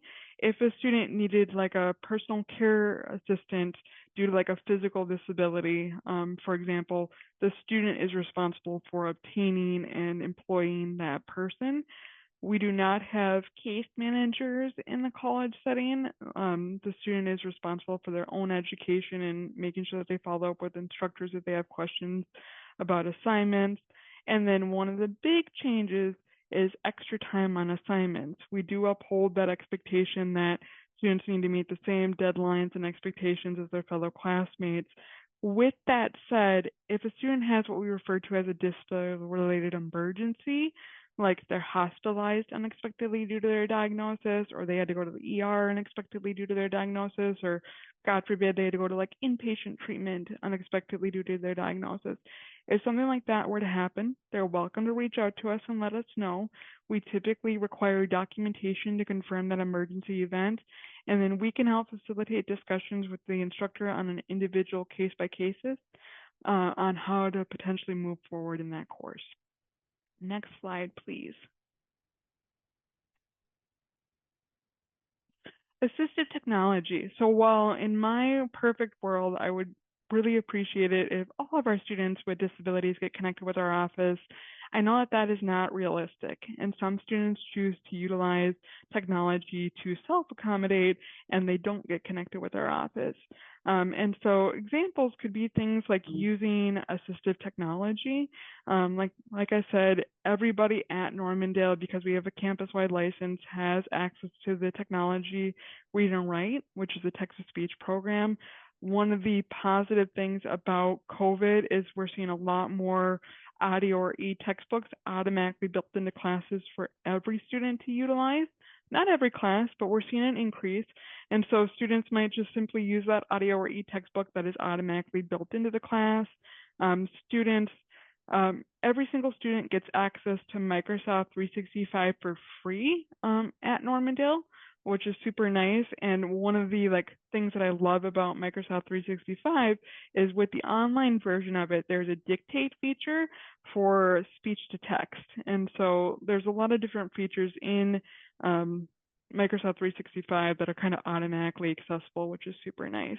And it's always a great idea, even when the students in high school, please have them start to explore what technology might work best for them, and getting also familiar with what kind of technology is going to be available at the college that I'm planning on transferring to, because getting familiar with that technology before they start as a student can be very, very beneficial. And then Sue, I think you got the last part of this slide. I do. Thank you, Kayla. Just letting participants know that Pacer's Simon Technology Center provides free consultations and webinars focused on different forms of assistive technology that can be helpful for students. If a student wants to explore some hardware or apps that they want to see whether or not those supports would be helpful for them in a post-secondary setting, they can schedule an appointment to come to Pacer, meet with our assistive tech folks, and explore options. You can check technology out, take it home, use it for a little while, bring it back, just to help a student feel comfortable with the technology that they might need, and to explore options before maybe purchasing something that might be on the expensive side. Pacer does have a resource called the Path to Independence, mobile apps that support transition-aged youth. So take a look at that to generate some possible ideas about technology that your student might find helpful. Jamie, next slide. So what are some of the suggestions that I can give you regarding aiding in student success? This is the slide that I always get the most excited about. I totally geek out. So the first one I would say is have your students sign up for classes as early as possible to get the best selection. If a student is thinking about starting at Normandale in the fall, which starts in August, we've already had registration open for a while now. So the earlier that a student registers, the better class availability, the better instructor availability. One pro tip that I can give you from when I was in college there's a website called ratemyprofessors.com. Again, it's ratemyprofessors with an S at the end.com. I want to be very transparent. This is not an end-all be-all holy grail. Please don't think I'm saying that. But if students are ever debating between do I take instructor A or do I take instructor B, it can be a good frame of reference. Past students can rate their experience with an instructor from a scale of 1 to 5, with 5 being the highest. I don't really pay attention to ratings because you and me might have a very similar experience. You might give them a 5, I might give them a 4. What I do is if they have a profile, because not everybody will, especially if they're a newer instructor, but if they have a profile, click on that and scroll down and have the student read through those reviews from past students just to get a feeling or a vibe for what is this instructor like? Is it a good fit for me?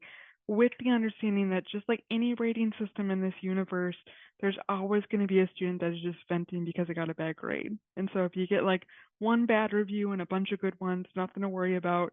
But if your student's reading through it and getting that like negative ooey gooey feeling in their stomach, that could be a good indicator like, hey, let's check to see if there's a different instructor that might better meet my learning style. Another thing that I get really, really passionate about is credit load. This will not be the first time, this will not be the last time that I have students come, especially for fall semester, and say like, well, my friend is taking 4 classes, so I think I can take 4 classes too. And it's important to keep in mind that everybody's college experience is unique and different, and it's not a race. One of the big changes that the student's going to experience when they come to Normandale is they now have to meet the same deadlines and expectations as their fellow classmates. But unlike in high school, where they maybe didn't have as much freedom, maybe they had to go 5 days a week, 8 hours a day, X number of classes, they now have the freedom, the power, and honest to God, the right to decide how many credits is manageable for me. If they're thinking about using financial aid, students typically need to be considered at least a part-time student. That's 6 credits. Notice I said credits, not classes. 6 credits typically equals out to about 2 classes. You do get less money if you're part-time versus full-time, but you're also spending less money on tuition, books, potentially gas to get to campus, so it tends to equal out pretty well. The magical equation that I tell my students is for every 1 credit that you're in class, you should expect to do 1 hour of in-class work to 2 hours of studying. And when I say studying, it's not just cramming for a test. It's papers, projects, assignments, readings, homework. So with 6 credits, which would be considered part-time for financial aid, 6 times 3 is 18. So it's going to be about 18 hours a week that the student will have to dedicate to school between school and like actual homework and stuff like that. I joke with my students that the first 2-3 weeks of the semester, they might be like, I don't know what that Kayla chick was talking about. It's not that much work. But then week 3, week 4, when the first big assignments are coming due, the first big exams are coming due, that's when they're going to be like, this is what she was talking about. And just because a student starts with a lower credit load their first semester doesn't mean that they have to do that for the rest of their academic career. My goal is that they allow themselves the time and the patience to ease into the experience, find out what works best for them. They might find that a lower credit load is what works best for them and their mental health and their well-being, or they might get through that first semester and be like, that was really easy. I want to up it to 3 classes next semester. And that's totally fine, but it's about allowing themselves the space and time that they need to kind of ease into a very different experience in the college setting versus the high school setting. Another thing to be aware of is the format that the class is meeting in. So if a student is looking for a situation that's going to allow for more flexibility, doing an online class is probably going to give them the largest amount of flexibility. We have 2 different online options available through Normandale. Our first one is online synchronous. I like to refer to that as with online synchronous, they're never coming to campus, but they are zooming in or logging in for a live lecture component with their fellow classmates and instructors X number of days a week. It's going to depend on the class, how many days they have to do it. So they'll still get that interaction with the instructor through that Zoom appointment or Zoom class, excuse me. And then online asynchronous, I like to refer to that as the granddaddy of the online classes. You just log in, you do the work, you submit it by the corresponding due dates that the instructor sets forth. One thing that I want to make sure that you're aware of is be mindful of the length of time that the class runs for. If the class is 2 credits or more and it goes less than 4 months, which is a normal fall or spring semester, that means that it is an accelerated course. So you're covering 4 months of work, but in 1 month at a time or 2 months at a time. So it goes very, very quickly.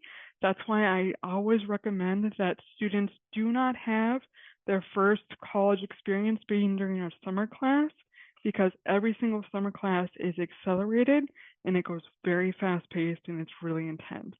But obviously, these are only recommendations for the consideration. At the end of the day, I totally respect that it is the student's decision on how they wish to move forward with their credit load.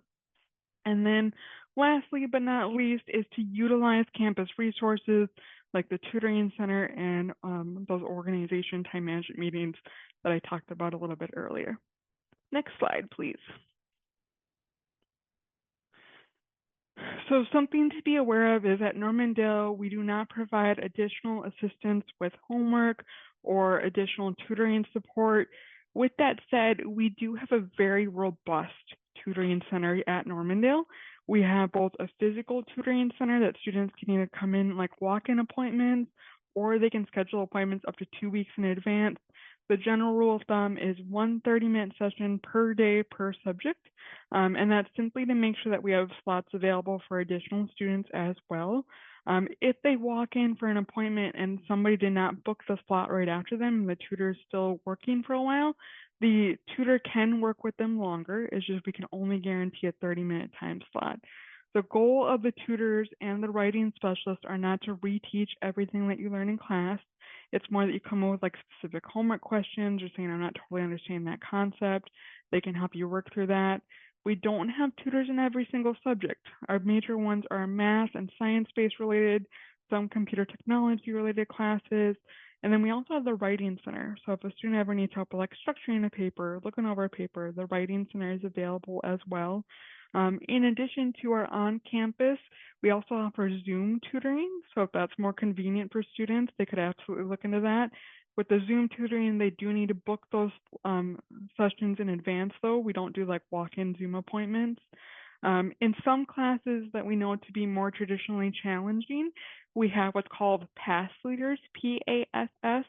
You're going to see that in like higher level math classes, higher level science classes. Intro to Psych is a common one.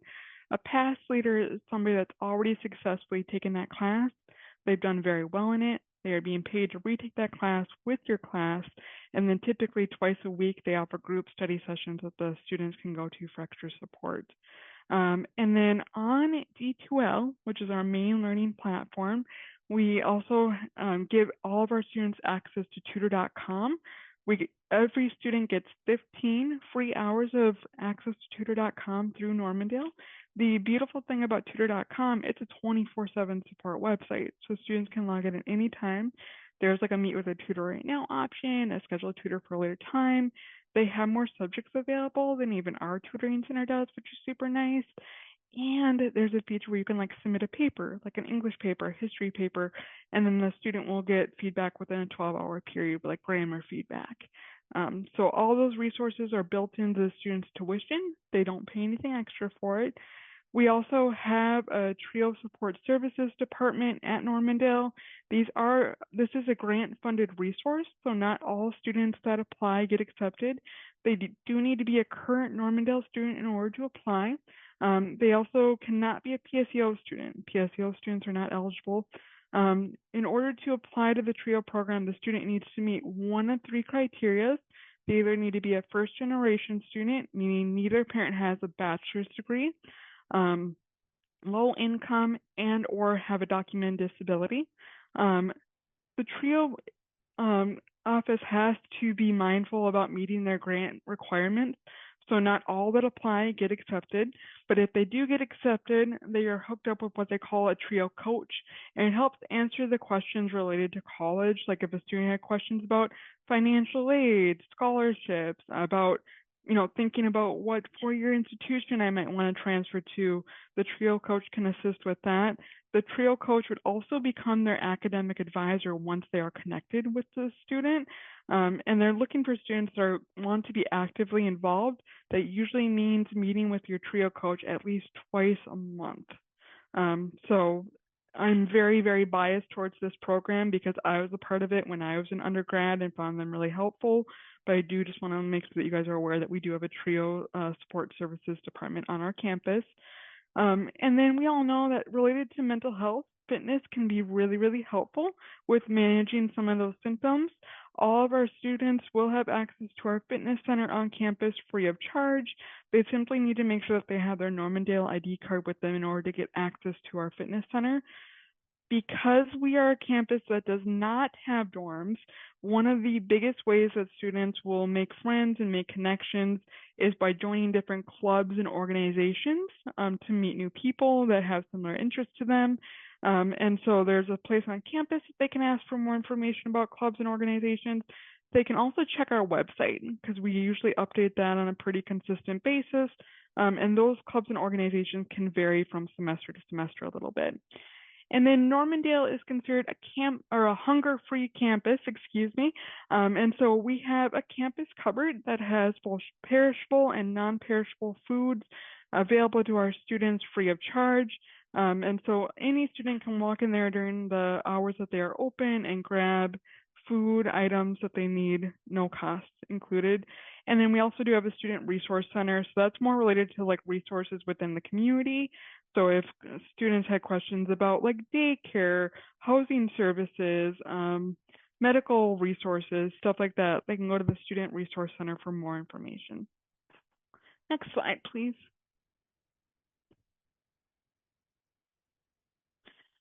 So as you have heard me talk about a few times at this point, one of the things that a special education teacher said when I was giving a tour to a group of her students, and she said it so perfectly that with her permission, I took her expression, I use it all the time.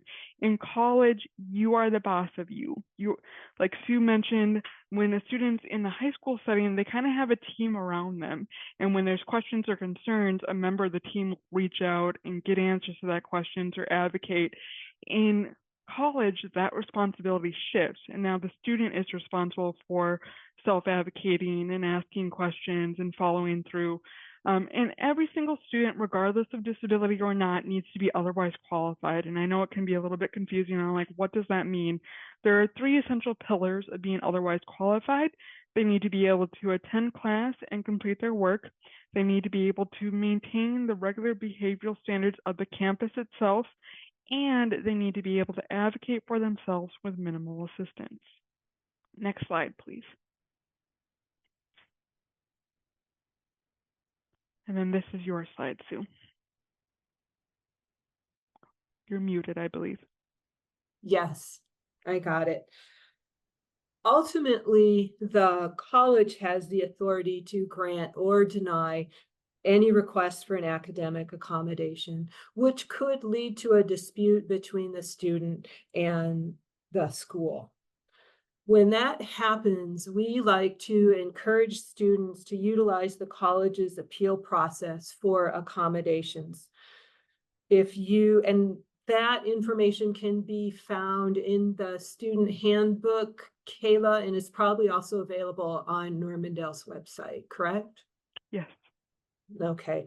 So if working with the Disabled Student Services Office is not being successful, you can reach out to the ADA coordinator at Normandale. And if that does not resolve the issue, kind of as a last resort, but we want families and students to know that they can also file a complaint with the U.S. Department of Education's Office for Civil Rights. Or if the student feels like it is a violation of their rights under the Americans with Disabilities Act or Section 504, they can reach out to the U.S. Department of Justice. So keep in mind there's a process if your student feels like they are not getting the accommodations that they would like to have. Next slide, Jamie. So we've talked about this a little bit, just a reminder that the role of the family changes once their student completes high school and starts going to college. Once they reach age 18, they're considered to be legal adults. And so ways that families can help their students be successful is that, and we have a resource for you here, is to help them prepare in high school during their transition planning to make sure they incorporate into their IEPs goals around being able to understand their disability, feeling comfortable disclosing their disability, and having an understanding of the reasonable accommodations they will need to be successful. And again, that is not relevant only to post-secondary, but it's also relevant to when that student is ready to go to work. So, and we're going to talk about this a little bit more during our last session of the day. So it's really providing the supports a student needs to begin that process of being able to advocate for themselves. Next slide, Jamie. So I'm going to talk a little bit about FERPA, which is the Family Educational Rights Privacy Act. So the ownership of the student's educational record and data switches from the parent to the student once one of two things happen. Either they enroll in a college class, which could happen before the age of 18 if they are a PSEO student, or once the student turns 18. At that point, permission needs to be granted by the student if they want us to be able to release any information to an outside party. And even with the release of information on file, there might be specific information that we have to be careful about only sharing general information if we're talking over the phone or through a non-school email. One of the things that Normandale does is when we have a student fill out a release of information, there is a code word or phrase that we have them put on that release. And then they write like who we're allowed to talk to, what we're allowed to talk to them about. And then if that person were to reach out to us and say, I have a release of information on file, then we would look up to see what is the release code word or phrase, and that person would have to tell us that before we can share any specific information. Now, I do appreciate that there might be some students that have guardianship associated with them. And so with guardianship, there's an additional step of the guardian would have to get us a copy of their current guardianship paperwork so that we can verify what they have control over, and we would still need to have them fill out a release of information form. The student and the guardian would work on filling out that release of information form so that we have all of our bases covered from just a logistical side of things. Next slide, please. So parents, what can you do now to help your student get ready? I think one of the most important things is to hold and communicate high expectations with your student. No one is ever going to be able to have the same expectations for your student as you are in terms of what you believe is possible for your student, and supporting them to begin to think about what's possible for them as well. We've talked about the rest of these points previously, but in high school, I think it's really important to explore post-secondary options and support your student to proactively learn and plan for the key changes we've been talking about that will occur in a post-secondary setting. Jamie, next slide. So the Normandale website has a bunch of different resources that everybody is welcome to check out. And then when you go to our website, www.normandale.edu/OSD, if you scroll down a little bit, there's a resource tab that has a lot of different information on it. Something that I really enjoy doing that we offer at Normandale is for our prospective students with disabilities, they can reach out to me and we can schedule a tour of our campus. We spend an hour or so showing students around campus. Campus is huge. I'm not able to show them every aspect, but I make sure to hit some of those key areas. And then we spend 30 minutes proactively sitting down and just discussing what are some of those key differences between high school and college. I want to be clear during this appointment, they're not going to know like what are your accommodations. That's the intake appointment that would happen later on. I keep it more general and generic, just to help them understand like here's what that transition is going to look like. Here's some things to be aware of. But it can really help the student get that physical aspect of like, okay, this is what campus is like, this is what Normandale is going to expect, so that they can make a well-informed decision and if they feel like the campus might be a good fit for them. Next slide, please. Oh, so we are at the end of our presentation. This is just a link to a Pacer website that has information for youth and families. Kayla, we have 3 questions. Sounds good. So the first one is, my Minneapolis 18-year-old was not able to consistently attend high school, did not receive consistent special ed services or any other college career counseling. They hope to complete their GED and are interested in attending college. Can you share resource suggestions for how to help them make this rather overwhelming transition? And I have one, but I'll let you answer first. I would say, first off, like I mentioned earlier, being mindful about the credit load and taking it in a very slow pace. And then also being mindful about the type of class they sign up for. If they are worried about attendance and being able to specifically get to class at a specific time, they might want to look at what we refer to as online asynchronous, because that's not going to have an attendance component that they would have to worry about on top of everything else. Okay, and in addition to that, please ask your question in the next session as well, because as long as your student has not graduated from high school, which it sounds like they did not get a diploma, then there are some services available for your student through vocational rehabilitation services, just in terms of support with planning and how do I do this thing. So bring your question back to the next session. And then next question, Jamie, go ahead and put the last slide up, please, with our contact information. This one's for you, Kayla. Can you share what software or tools are used for audio recordings in the classes at Normandale? Do most use read and write, or is it more sophisticated and done by the teacher somehow? So that is a beautiful question, and I'm going to jump to a resource so that I can put a link in the chat. Give me one moment to find it.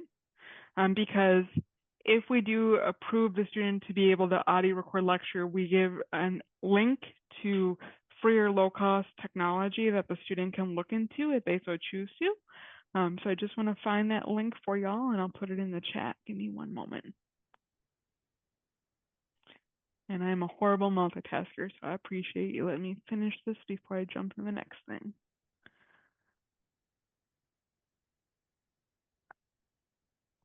And just a reminder that while you're typing, Kayla, Pacer does have the Simon Technology Center available for free consultations, just to explore what kind of technology is out there, and check it out. I'm almost there. I'm on the right page. Now I just need to find the right link. Give me, aha, here it is.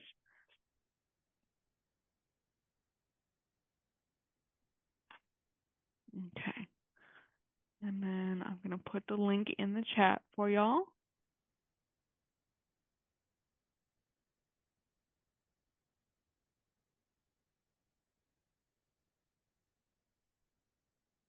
Okay.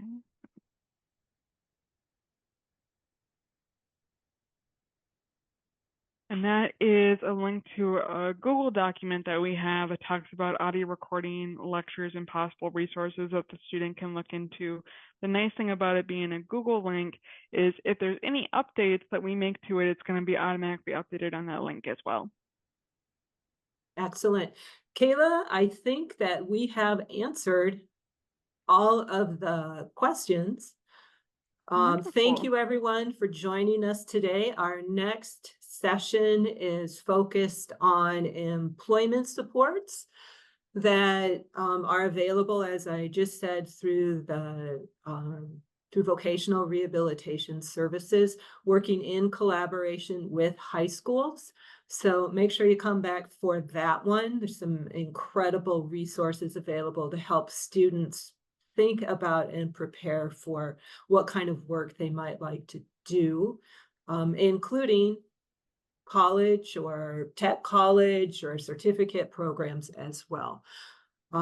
So come back in about 15 minutes for that presentation. Kayla, thank you so much for being available today, and enjoy graduation. Thank you. Hope you all have a wonderful day. Good morning, everyone, and welcome back to our transition mini conference. This is session 3 of 4. We will be hearing from Alyssa Klein and Sarah Robinson, who will be sharing about how vocational rehabilitation services and schools are collaborating to support students learning about and planning for their careers after graduation. So just a quick intro for our 2 presenters, and then I'll let them take it away. Alyssa has worked for vocational rehabilitation services for over 27 years. She began her tenure as a career guidance counselor for youth and adults with disabilities. In her current statewide role, she works on policy, leads interagency initiatives, and provides training and technical assistance to VRS staff and stakeholders related to assisting youth with disabilities to be successful in post-secondary education, interdependent living, and employment. Her primary interest is to see that all people with disabilities have the information, opportunities, and supports needed to explore, prepare for, and be successful in their careers. Sarah, for the past 2 decades, has dedicated herself to teaching special education within St. Paul Public Schools. Over the course of her teaching career, she's had the privilege of working with students aged 5 to 21, spanning all types of disabilities. In November of 2023, Sarah made her own transition to a new role at the Minnesota Department of Education as a secondary transition specialist. She has a Master's of Arts degree in educational leadership from Concordia and is currently pursuing her Doctor of Education degree at Bethel University. Alyssa and Sarah, thank you for joining us today. Thank you, Sue. And since we already have our introductions done, just recapping here, our session today is just to talk a little bit more about, how the school, especially through special education services and the program I work for, vocational rehabilitation services, as well as our sister agency, State Services for the Blind, can come together to support students with disabilities, particularly towards that ultimate outcome of employment. And I am navigating here. So Sarah, do you want to start with our agenda and then go from there? Perfect. All right. Hello, everyone. So I'm going to give kind of a review of special ed secondary transition services. It's going to be kind of heavy on the law, but I'll break it down just because now that I've had the opportunity to be at MDE, I've noticed just how much really does rely upon that that actual legalese language. So then Alyssa will talk about vocational rehabilitation services, and we'll leave time for questions. All right, so special education secondary transition. We're going to go into just the legal definition of what transition is. Yep, you can go to the next one, Alyssa. So transition services is a coordinated set of activities for a child with a disability. It is designed to be within a results-oriented process that is focused on improving the academic and functional achievement of the child with a disability to facilitate the child's movement from school to post-school activities, including post-secondary education, vocational education, integrated employment, including supported employment, continuing and adult education, adult services, independent living, and/or community participation. And it is based on the individual child's needs, taking into account the child's strengths, preferences, and interests, and should include instruction, related services, community experiences, the development of employment and other post-school adult living objectives, and if appropriate, acquisition of daily living skills and a functional vocational evaluation. So breaking that down, it just means that transition services are really going to cover, it used to be 5, but now it's the 3 areas of transition. So post-secondary education, employment, and then independent living or daily living. And it just is really a way to get everybody within the team coordinated and on the same page so that the student has the best chance of success once they leave that school setting. And we'll kind of go into that a little bit more. So what is meant by transition for youth with disabilities? So ultimately, transition services are for adolescents who are moving into adulthood and are really planning for their future. This includes their post-secondary education, careers, healthcare, financial benefits, housing, rec and leisure activities, and really anything else that a person needs to consider and plan for as they move into adulthood. So transition services do not end once that student graduates. They continue across both child and adult service systems. The transition from youth to adulthood is really critical for every young person.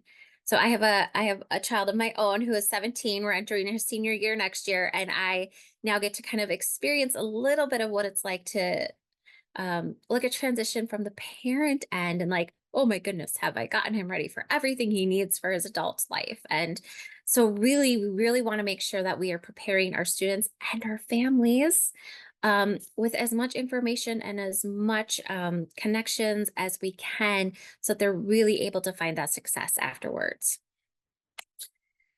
So MDE, they have the secondary education transition process. This is what's done on the IEP for students who are still within the school system.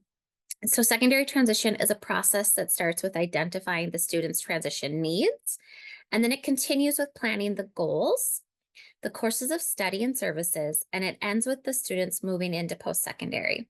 So on this slide are the 6 steps in the secondary transition planning process. So because secondary transition needs to be considered starting in 9th grade at the latest and continuing through until graduation, the process repeats itself. And each time it's getting refined and it's getting closer to a student's ultimate post-secondary goals.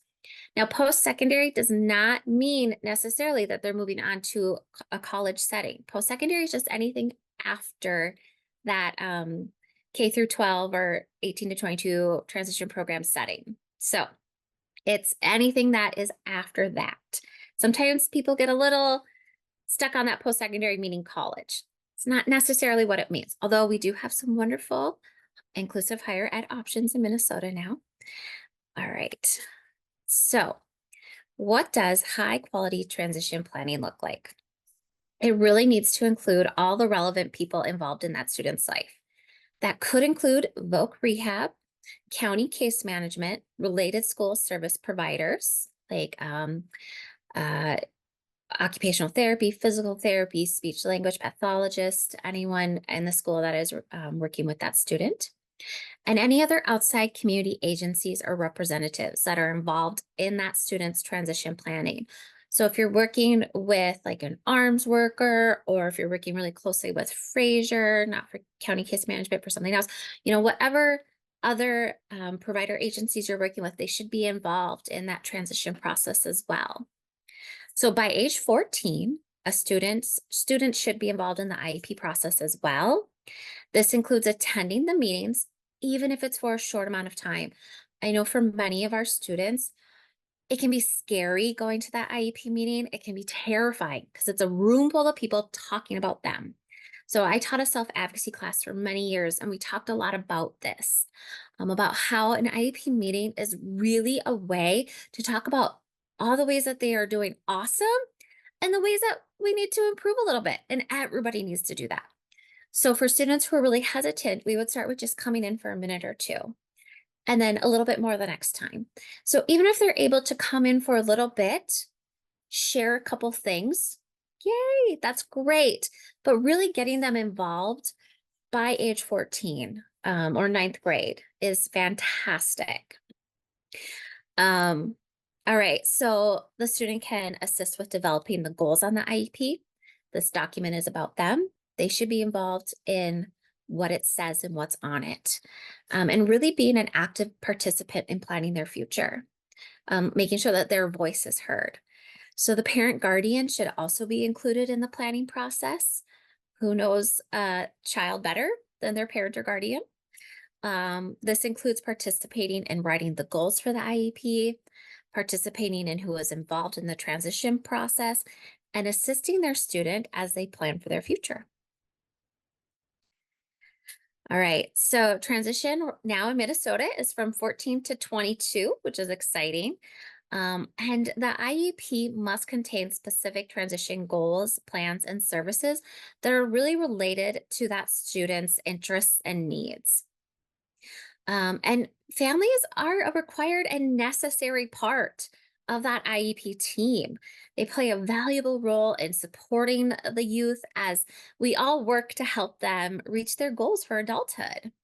And really, those parent guardians are so vital to that plan, to that team. It's so wonderful to have active parents and guardians and that are there at the meeting, and they're being a real strong voice for their student as well.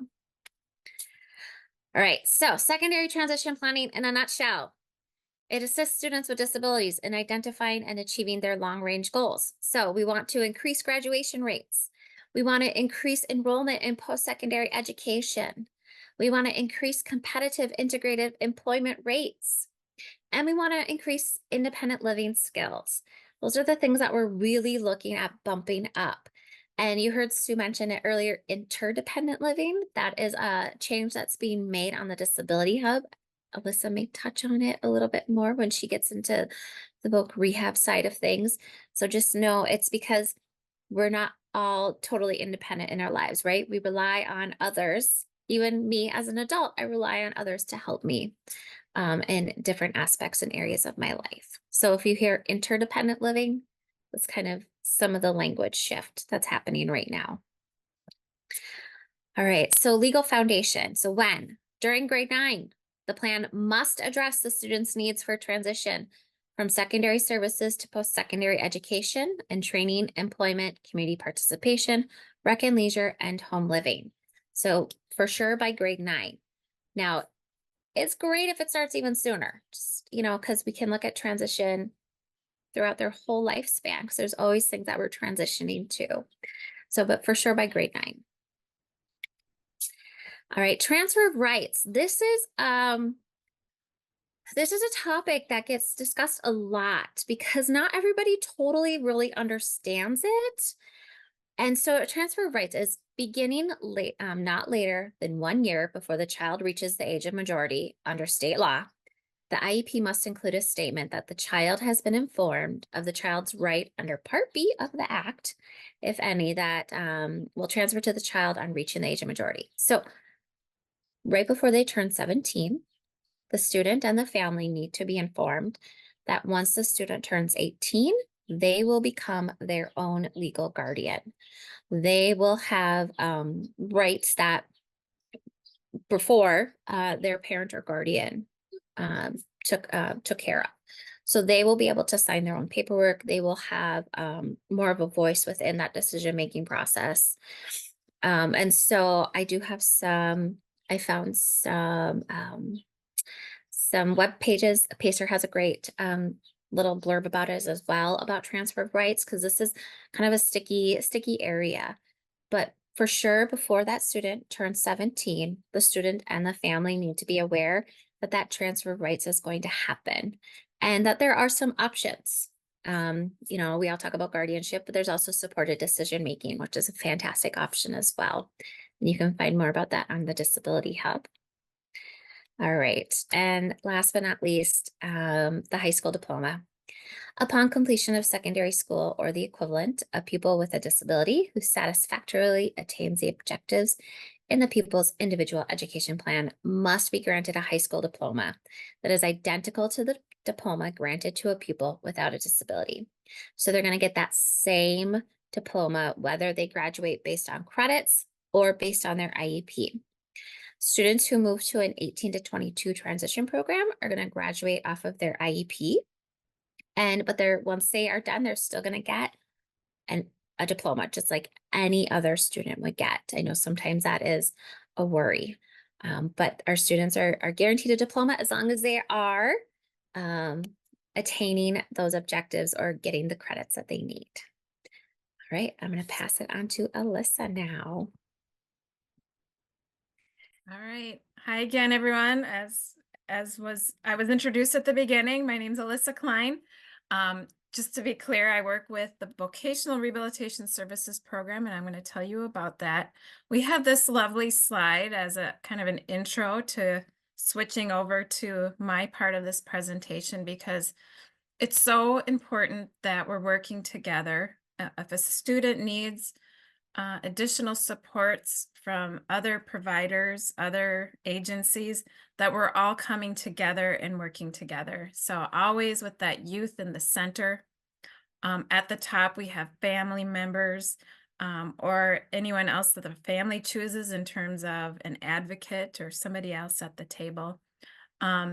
School staff, that we're thinking comprehensively about school staff. So of course, if a student's in special education, there's that IEP case manager, but who else in that school setting knows that student well and is working with that student? So for instance, work-based learning coordinators, we're talking today about employment, and many of our schools across the state have work-based learning programs, and having those staff at the table for planning is so important, so that we're all coordinating, and others that are part of the school. Then you have the green circle, which is who I'm here to represent today, is vocational rehabilitation. So again, I'll talk more about that in a moment. The teal circle says service providers. So our program, the school, or a waiver is another entity that some of our students might be accessing services through Medicaid waivers. We all may contract with service providers in the community. So it's really important that those service providers are at that planning table. And then again, the red circle is waiver case manager. And so that's another entity we want to make sure is a part of the planning. So anyway, just wanted to be very clear that that's why I'm here, and that's why it's so important we're working together. So let's move on to talk a little bit more about vocational rehabilitation services. So we are a state employment services agency that serves people with disabilities. We're a part of the Department of Employment and Economic Development. If you can see my virtual background here, DEED, it's also known as. DEED administers many different programs across the state, not just for people with disabilities. We administer grants and things that go to cities for economic development. We have many workforce programs. In fact, you'll see on this slide here, it says Career Force. Our department is a lead with Career Force centers across the state. There's about 50 of them that are open to the public. So anybody that needs some extra help with looking for a job can access Career Force either in person or online. Yeah, so we're part of all that whole broader system. As you'll see too, I have on here State Services for the Blind. So SSB is our sister agency. They serve people who are either blind, low vision, or deaf blind. So they can provide the same services that we do, but they specialize in serving people who have a vision impairment. So keep that in mind as I talk today and I say things about VRS, our agency. SSB, it's applicable to them as well. And finally, this last bullet on here is really important to know. So we can serve people with disabilities as young as age 14, which is typically grade 9, and any age beyond that. So we serve people all the way through retirement. And it's important to know because some students, when they learn about our program and families say, you know what, we think we've got this. We don't know that we need that extra help. And that's fine. But then maybe later after graduation or at any point in time, something can come up and you're feeling like you need some help. It's nice to know that we're always here, again, serving people at any age. Also, it's good to know in case you know somebody in your life, whether it be yourself or a family member, can access our program. So I'm talking today most specifically about how we serve students while they're in school, but always keep in mind that we provide these services to adults at any age. So this slide is like a real high level look at kind of the main services that our agency provides. So first and foremost is career counseling.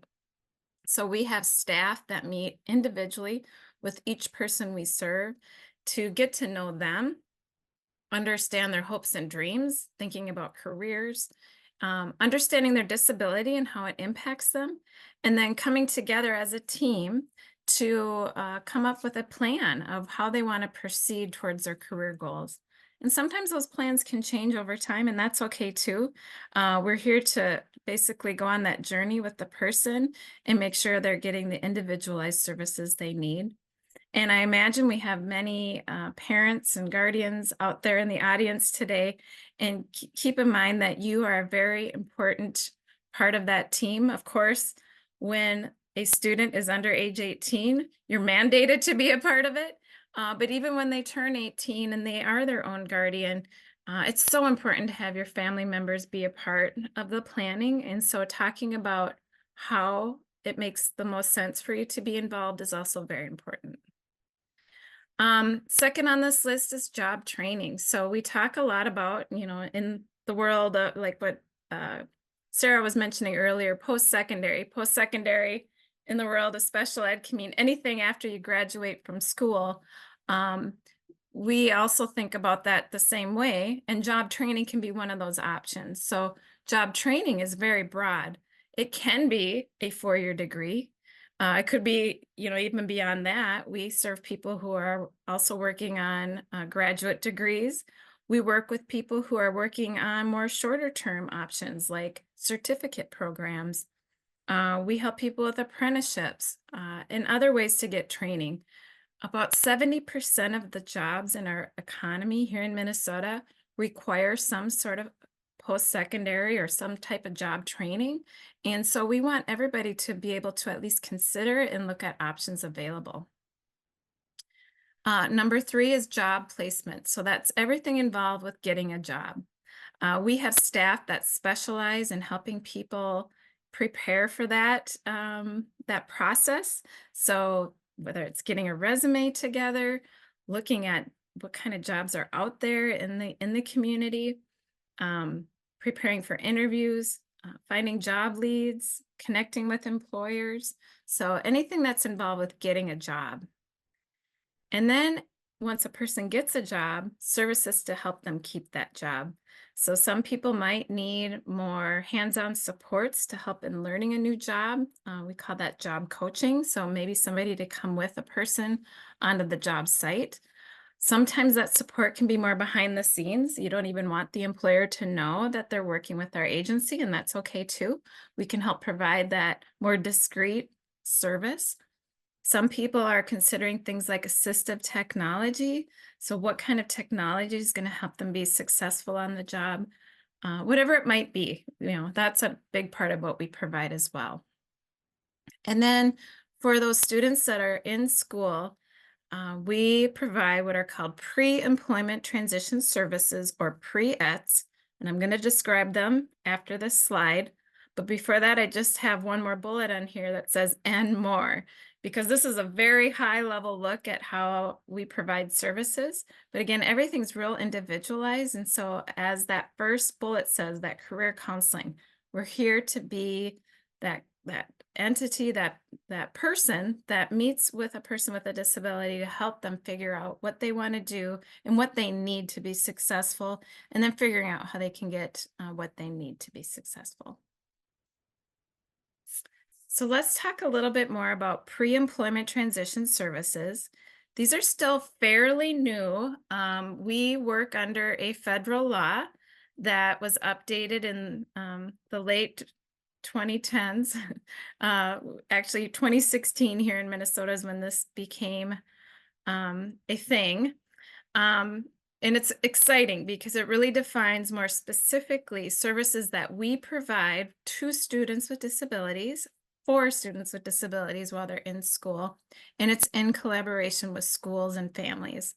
So these are the 5 services, and I'll describe them briefly. The first is job exploration counseling, which is all about helping a young person consider jobs that they might want to do. It's also understanding themselves, their interests, and the things they're good at, and trying to make a match. Like, this is what I like, this is what I'm good at. What kind of jobs match with that? So it's all about exploration. The second item on here is my very favorite of the 5, which is work-based learning experiences. Because for me, being able to get into the community and see jobs and try jobs and get a job is one of the most impactful things that a young person can do. And we want to help young people get those experiences as much as possible. So it could be anything from, if you're familiar with job shadowing, where you go and meet with somebody in a job that you might be interested in to see them and do the job and ask questions about it. It can be a short-term experience where you're just trying something out, or it's actually getting a job while you're in high school, a part-time job that many young people get while they're in school. Number 3, post-secondary education counseling. So in that case, that's where we were talking earlier about job training. So what are all the possibilities for getting training after high school? Learning about what's required in terms of applying for those programs, how you're going to pay for it, everything that will help a young person get ready for that if that's the path they want to go. Number 4 is workplace readiness training. That's a very broad category and it can mean a lot of things. So to be ready for a job is different, means something different for every young person, but it's about gaining those skills for number 1. How in the future could I find a job on my own if I'm able to look for jobs on my own? So learning about that whole process of finding a job. It's thinking about transportation. Am I going to get a driver's license, or am I going to use public transportation? Do I need to practice public transportation if that's something I'm going to do? What are some independent living skills that are going to be important for me to learn that I haven't learned yet, that will help me in keeping a job? So like budgeting my money, getting a bank account.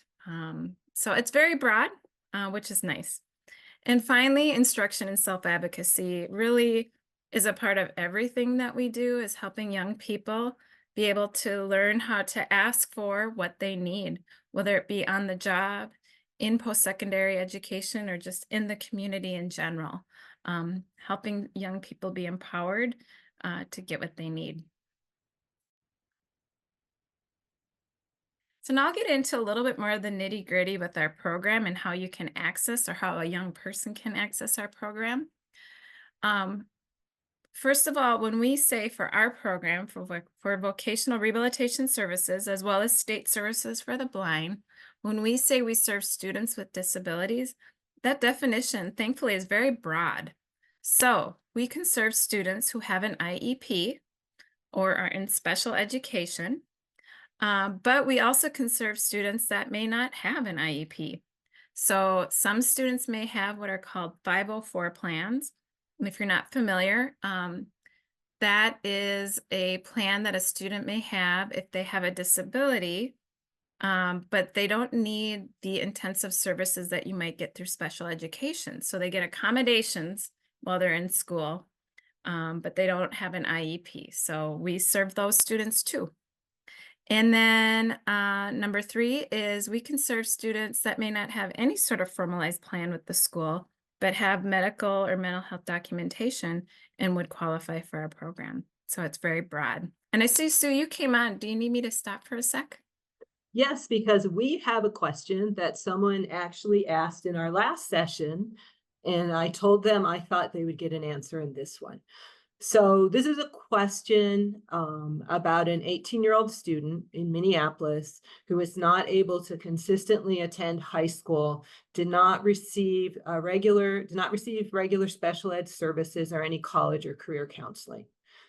They have a 504 from 10th grade, but the school couldn't complete an IEP due to non-attendance. So this young person is no longer enrolled in school. They haven't graduated. They are hoping to complete the GED and are interested in attending college. They want to know about resources for ongoing support to help them make this rather overwhelming transition. And so the question is, if they haven't graduated, they do not have their diploma, are they eligible for pre-ed services? Great question. Well, I describe those pre-ed services as primary services we provide to students while they're in school. But really, we can provide those services whether a student is in school or not. If they are working on their GED, they're still working towards a high school diploma, so we can still provide them. But even if they weren't, we can still provide those same services. We just might not call them pre-eds. So just know that VRS would be available to that young person. And I will tell you, I know Sarah was talking about her son who's 17, and she, as a mom, is working on helping him now with transition. And I too am a mom with two young folks. My son is 21 and my daughter is 24. My son also, he dropped out of school. He was a junior when COVID was, really impacting us greatly. And he did not do well with staying connected with school online, and he ended up disengaging and was disengaged for a little while. But I actually did get him connected to VRS because he does have some disability related things that he deals with. And so we did get him connected with services. He did end up getting his GED and is now in post-secondary. It just was a longer sort of runway for him to get there, and he's still on that runway. So just know that you don't have to worry about whether they're enrolled in school. They can still apply for our services as long as they're age 14 or older. Thank you. Yes. And I'll talk to you a little bit more about how to specifically get connected in the next slide. So hopefully I can answer any questions you might have about that. So for students that are in school and are connected to either a high school or an 18 to 22 transition program in our state, we have 2 staff assigned to every single school in the state. We have VR counselors and pre-ETS representatives, so you might hear that terminology. But don't worry so much about the terminology. Just know that there's no wrong door. We have a directory, and it's linked on this slide. And I do believe, Sue, those in the audience get these or have access to these slides. I couldn't recall if they already have access. Yes, they have access to the slides. Okay, because you can click on where I say find the staff assigned to your school. You can click on there and navigate through that page, or you are always welcome to just email me. Sometimes that's the easiest, and I don't mind getting the emails if you need to figure out who to connect with, or if you have a student who's in school and needs to be connected. So we have staff assigned to every school. And I'll talk about those not connected to school in a little bit, how to get started too. But so for students, for accessing, it's number 1, contacting that staff, one of the staff that's assigned to the school. And what happens from there is they will set up a meeting with the student and ideally their parents or guardians to talk about what our services are, and then provide an application packet. So you can all talk about services, talk about how to get that application packet completed, answer questions and things like that. From there, once we get the application back, then we are able to verify that the student is eligible for our services. So during that meeting, that counselor or pre-ETS representative will talk about the process for determining eligibility. And then from there, once a student is eligible, then we move forward for planning services. So that's what this slide talks a little bit more about. So ideally, once a student is eligible, the most ideal situation is that there'd be a meeting that includes the student, their parents and or guardians, and then any school staff, like if they're in special education with their IEP case manager. And at that meeting where we could talk about, you know, particularly when they're in school, what are those pre-employment transition services needs right now? And, you know, because it's important to know what they're getting with school already. We don't want to unnecessarily duplicate things or repeat something that the student's already done. So we want to talk about that and talk about what the most important things would be for us to focus on right now. And then talk about how going forward we will coordinate with the school, depending on, you know, are we going to meet with the student during the school day? Is it better outside of the school day? How will we keep each other, all of us, updated on what's happening? How we'll communicate. So that's kind of what I just said. And then when will we follow up together? What will be the next meeting where we'll come together? You know, certainly if the student has an IEP, we'd all come together then. But it doesn't just have to be at IEP meetings. I just want to, this slide is just to make note, we contract, and I said this a little earlier, we contract with community agencies to provide a lot of those pre-employment transition services. So our counselor or our pre-ETS representative that works for our agency determines, along with the student and their team, what services that the student needs. And then oftentimes we talk about, okay, we have provider agencies in the community that we contract with that provides a lot of those services. So we talk about the options and how the student can choose which provider agency they want to work with. So this is just some terminology you might hear. So we work with what are called community rehabilitation programs, or CRPs. So they are employment service providers that know disability and know how to support people with disabilities. There are also centers for independent living. We have 8 in our state. Centers for Independent Living also contract with us and can provide a lot of those services. And then I mentioned earlier Career Force. So we work with partners in our Career Force centers that also can provide a lot of those services. So you don't have to remember all of this, but you might hear some of that terminology and might be wondering why someone else now is being brought to the team. And that might be why, because we contract with agencies. And then this slide just has links to, we have a short 3-minute video. It would be nice to share with a student that might be interested in our services to just get more of a feel for what our services are about. We also have a flyer that if you wanted to share that with anybody, that is linked on this slide too. And then getting back to how adults, so if a young person is not in school, or somebody is an adult and they have graduated, either way, we have on this slide a link that you can click on, and it takes you to a page where you can find one of our offices and connect that way. So you just look at which office is closest to where you or whoever is needing the service where they live, and connect with our office that way. And again, you can always email me if you need any help navigating with any of this. And then just real briefly, and we're gonna have time now. I know there might be other questions in the chat or other questions that you all have, so I'll have plenty of time for that. But just wanted to mention Disability Hub MN. So we are a partner, and Sarah and the Department of Ed is a partner in the Disability Hub MN website. And then they're not just a website, they are a resource for any person with a disability or any person who supports people with disabilities.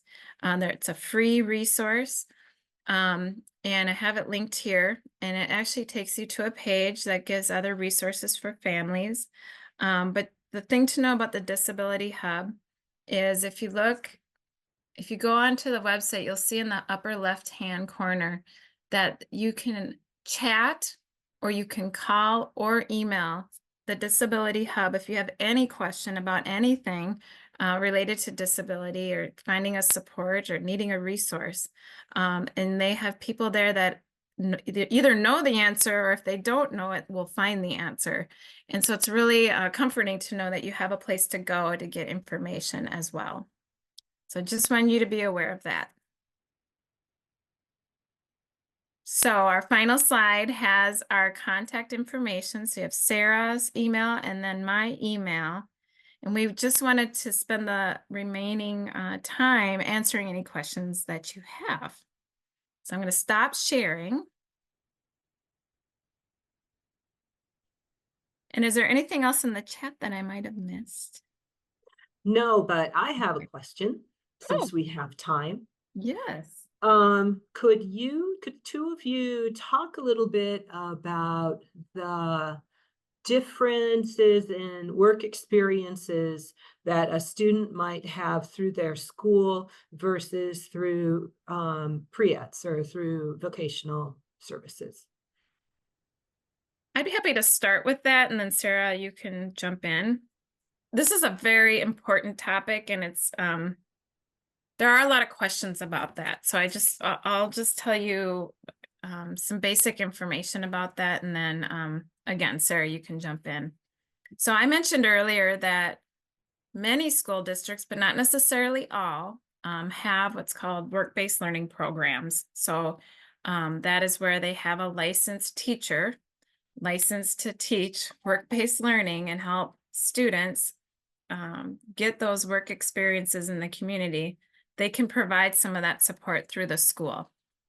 And in terms of what's offered through that, ideally we want to help, whether it be through that work-based learning program at the school or through our program, the ultimate experience we want every young person with a disability to receive is a regular job in the community, just like any other young person would get, where you're paid by an employer, and it's called competitive integrated employment, which basically means a job just like anyone else.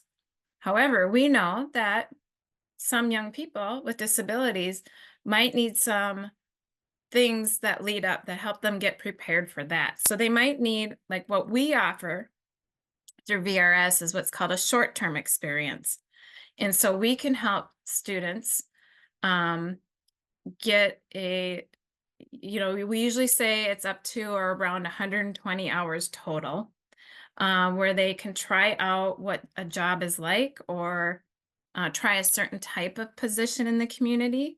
I mentioned that we contract with provider agencies, so we give them funds and we contract with them to help the student get that short-term experience, and then they pay the wages to the student.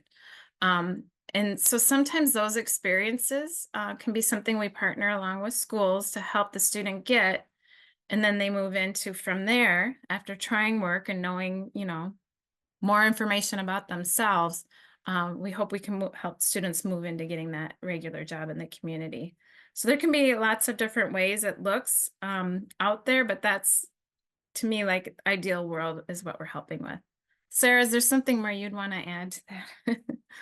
Sorry, I was answering a question in the chat too. No, I think you kind of summed it up really well. Yeah, and we're really working. We have some wonderful staff at MDE who do the work-based learning and career and tech ed stuff. And so we're really working on kind of trying to get those opportunities out to our students with disabilities more.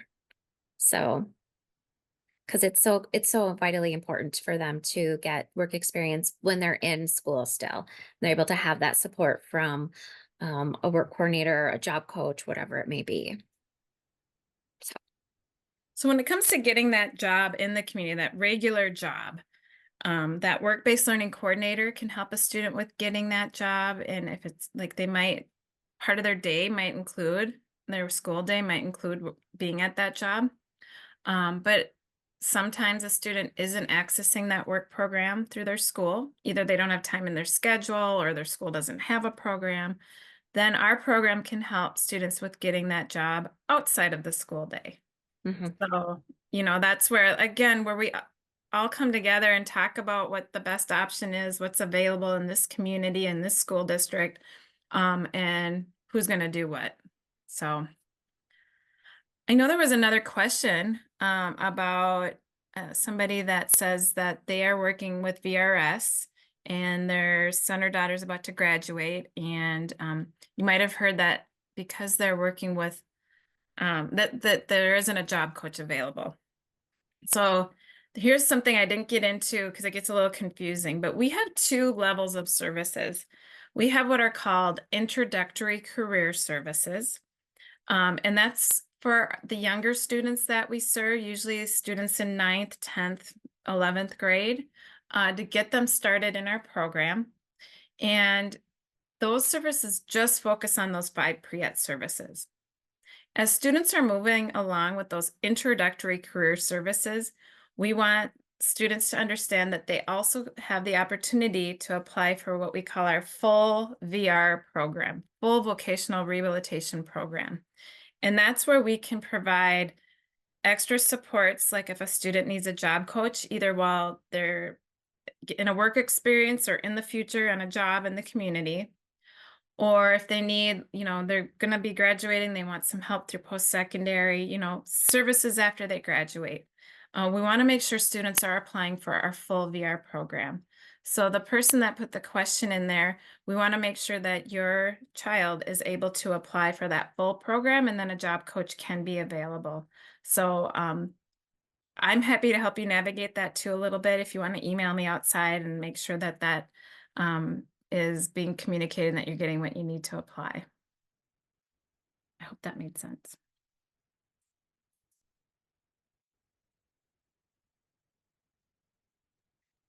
We have another question. Since many of our young adults may not have gotten services in transition for whatever reason, they are now technically in adult services. They may or may not have accessed pre-eds. Could you please explain E1 Minnesota and how the phases engage, plan, find, keep intersect with pre-eds and career counseling and the discovery phase? Okay, so E1MN is the branding, basically, of the partnership between our department, Department of Employment and Economic Development, or DEED, the Department of Education, where Sarah's working out of, and the Department of Human Services, or DHS. And E1MN is all about helping people who have disabilities gain employment in the community. So it's our agency saying we want to do everything possible to help with seamless supports for people who have disabilities. So when you hear that term, it can mean lots of things to different people, but there is what's called the Engage, Plan, Find, Keep framework. And actually, you know what I will do? I am going to, if you give me a sec, I'm going to share that and explain that a little bit more since the question came up. And I can put a link to this in our chat that can go to everybody. So just give me 1 second while I pull it up. Now, when I'm going to talk about this Engage, Plan, Find, Keep framework, it's for adults or for young people that they're graduating. Like when you're thinking about young people graduating this month or next month, then and if they have a waiver, so they have a Medicaid waiver, they have a waiver case manager, typically through the county or through a tribal nation. I'm going to put this link in here. And I'm going to share my screen and tell you about how this works, and then hopefully answer that question a little better. All right. Am I showing the Engage, Plan, Find, Keep framework on my screen? Okay. I'm going to make this a little smaller so it fits my screen. I still am going to have to like scroll a little bit, because if I get too small, then you can't even see it. Okay. So this is what I put the link to, and it says here, adult services. Okay, so if there is a young person right now who is going to be, I don't know, graduating, aging out of 18 to 22 transition programming. So they're going to be done with school services provided through their school district. And they have a waiver. And they are working with vocational rehabilitation services, or even if they're not at this point. And so you're saying they didn't get enough or they didn't get any pre-ed services. And so they're still at a point with trying to figure out their plan for the future. If they are taking their diploma right now and they aren't already connected with VRS, this is where what we call they're either in the engage or typically they're in the plan phase. So as it says on here, so this is how it works. This shows you once students graduate and they have a waiver through the county, who pays for what. So we have this engage and plan phase. So engage is where a person is just learning about work in general and making a decision about, do they want to work? That's usually what engage services center around. Plan is, okay, no, I want to work, but I don't know what I want to do yet. I need to explore options for work. So that's probably the phase this young person is in. You'll see here, if they have a waiver and they're not in school, they're not in 18 to 22 transition programming or high school, then it would be the waiver that would fund that. So if they have not been connected yet, I would get started with that waiver case manager if they're not connected with VRS at this point. VRS comes into play once that person has made a decision. I know what job I want. Now I'm ready to look for that job. Then our agency pays for the services to get the job. And then once they get the job, if they need ongoing supports to keep that job, like a job coach that's coming in after they've got the job regularly, the waiver pays for that.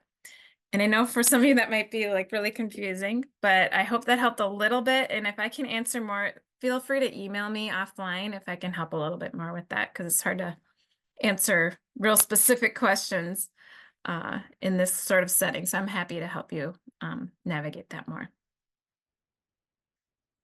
Okay, I'm going to stop sharing. I'm looking at another question. Oh, okay. So it sounds like somebody has a son or daughter, a child that's looking at possibly looking at an 18 to 22 transition program. How do I know if it's a good fit versus utilizing VRS? Are there questions I should be asking school staff to make a decision?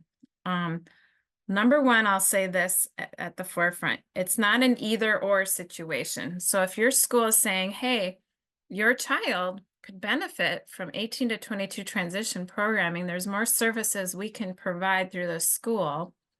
VRS can still provide services. So we can still come along and be a partner at the table. So it doesn't have to be either or.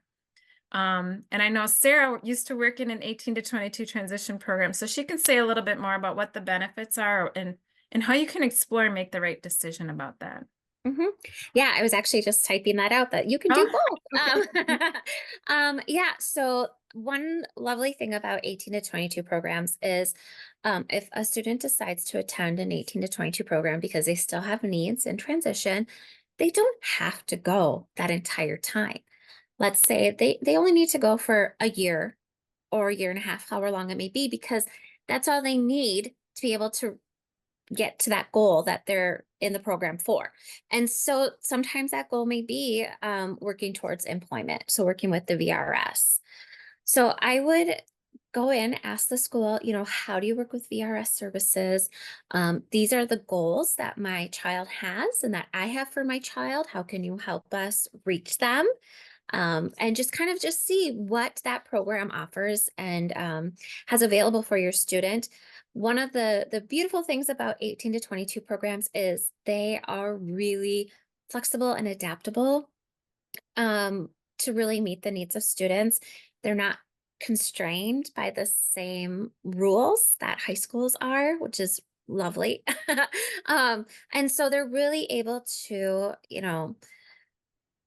try to work really with what the student needs. And I realize right now we're in a staffing shortage. And so sometimes that's not always possible because we just do not have the people, unfortunately. Hoping we can fix that. But yeah, one nice thing with an 18 to 22 program is they can do other things as well. The county can be involved, VRS can be involved, any other outside agencies can be involved. And then the school will slowly kind of pass everything off over to VRS or the county for when that student leaves the public school system. So.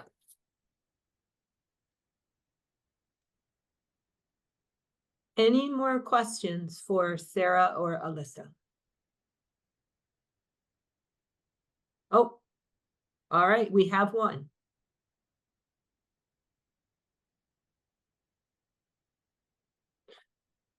Can you put it in the chat? So we have someone who has a 20-year-old who has a GED and mental health issues, who is struggling with her job.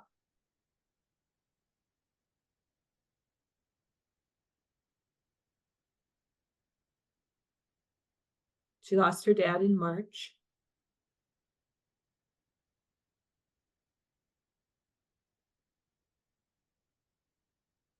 She hasn't worked there long enough for FMLA. And she's also transgender.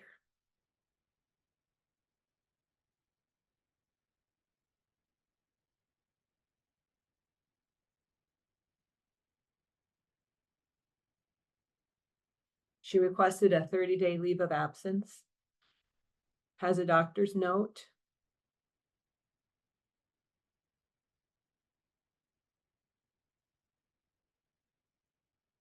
They have yet to approve her leave.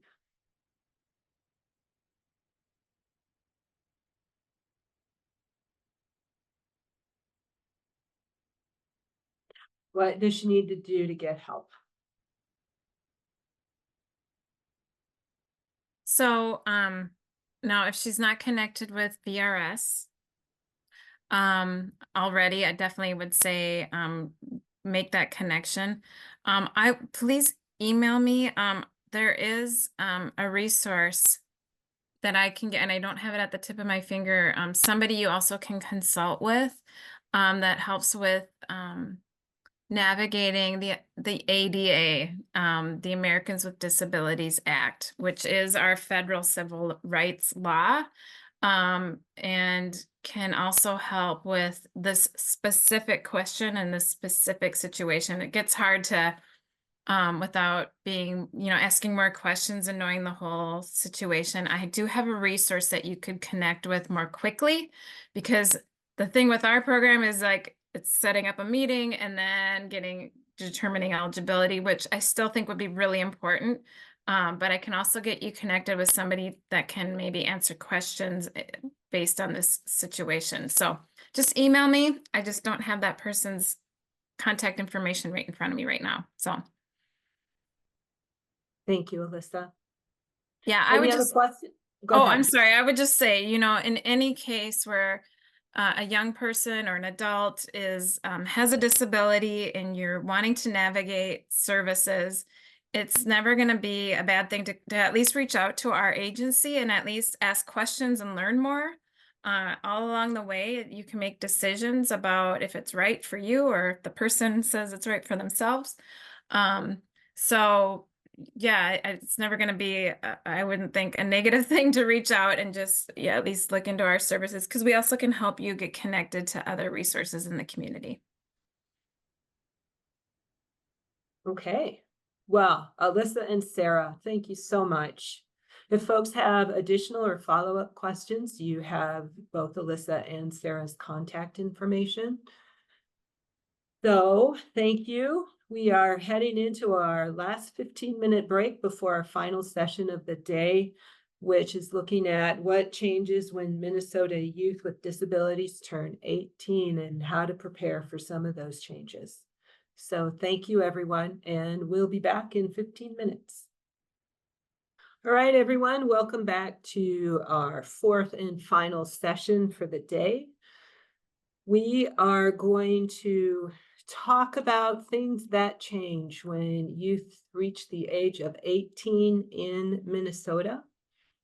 We're going to cover the importance of family involvement, which we've talked about in almost all of our sessions today.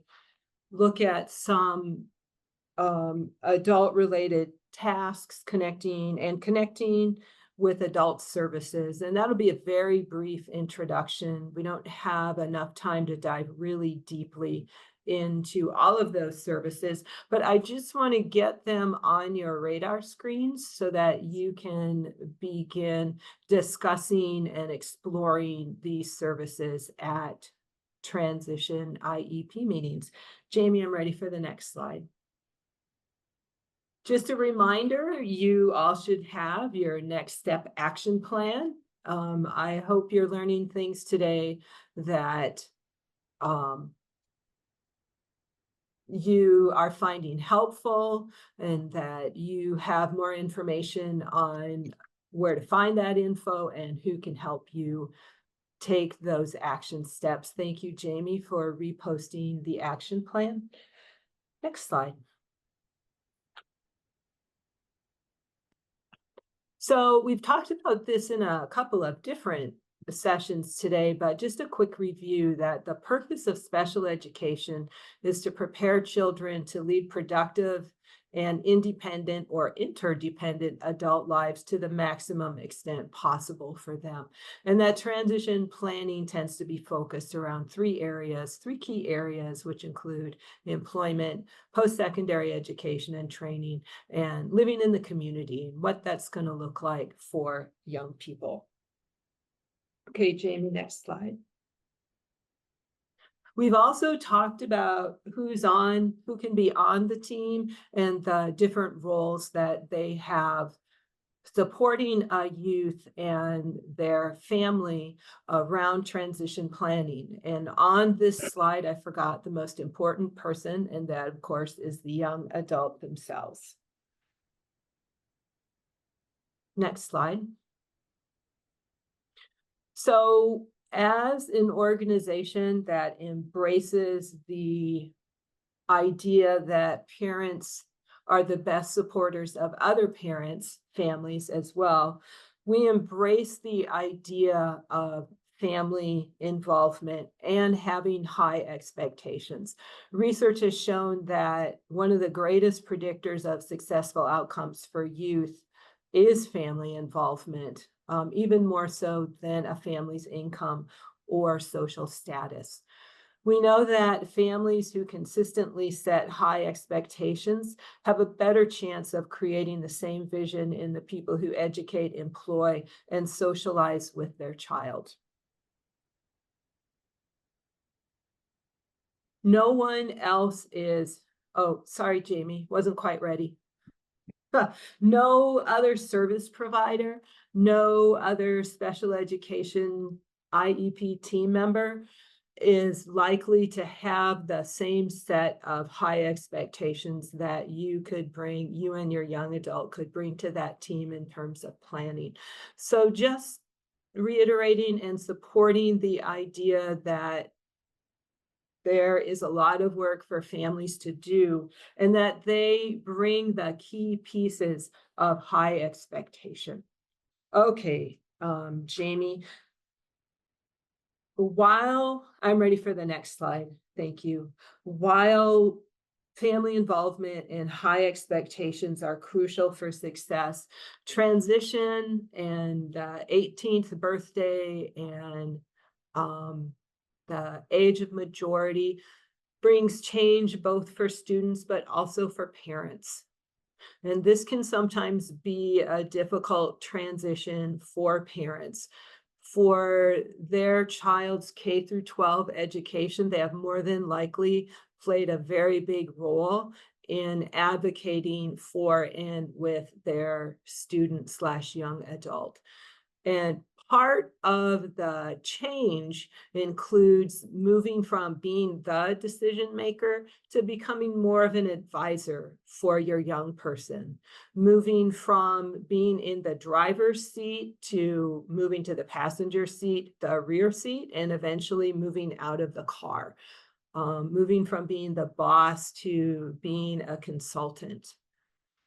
And planning, communicating, and advocating for your student should gradually shift to planning, communicating, and advocating with your student.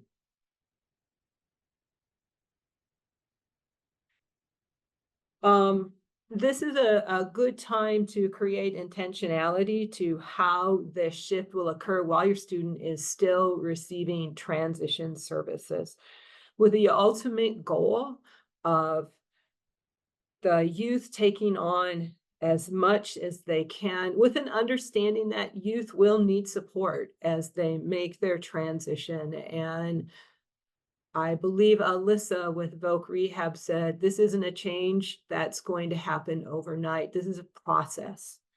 So, Jamie, I'm ready for the next slide.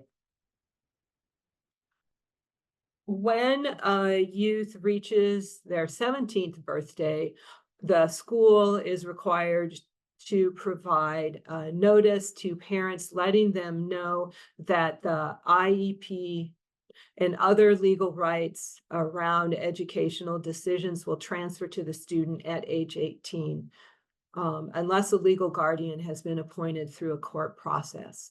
So PACER has a couple of resources to support thinking and processing with that. We also had a great session this morning from Lauren and Kathleen, focused on exploring alternatives to guardianships and guardianships. Keeping in mind that students can create and send an email or create and send a letter to their IEP team as they approach their 18th birthday, and just stating, I want my parents, my family, whoever, to continue to be involved with making decisions about my education. Next slide, Jamie. So Sarah talked about this as well in our last session for graduation and continuation of services. Through an IEP team decision, eligible students may remain in school until their 22nd birthday. However, discussions about their anticipated date of graduation should begin in the 9th grade and IEP meetings, and the anticipated date of graduation can change over that student's high school career. Students have not graduated until they have received their diploma. Schools will generally, well, if a student is going to continue on into transition services through their 22nd birthday, they may walk with their class in graduation ceremonies. A parent may have to ask for that option, but districts, as far as we have heard, have been providing that option. Once a student receives their diploma, however, they are no longer eligible for school district transition programs or services. So keep that in mind as you are doing your transition planning. And as we've talked about with Kayla, IEPs and 504 plans do not go to college. Next slide, please, Jamie. There are changes in civil rights laws and what they guarantee youth. So as we talked about, IDEA, the special education law, is based on progress and success. And there's a team that supports that student to make that progress. Special education, or IDEA, is an entitlement law. That all shifts once the student graduates, and their two main civil rights laws are the Americans with Disabilities Act and Section 504 of the Rehab Act, which is focused on access and leveling playing fields. And there are eligibilities involved in terms of who is covered by these civil rights laws. Next slide, please, Jamie. So just a couple of things to think about in case it's not on your radar screen. Parents, around the age of 18, all males must register with selective service. Selective service is related to the draft if this country ever went to war. Doesn't matter what your student's disability is, every male must register. Many schools have a designated staff person to help with registering.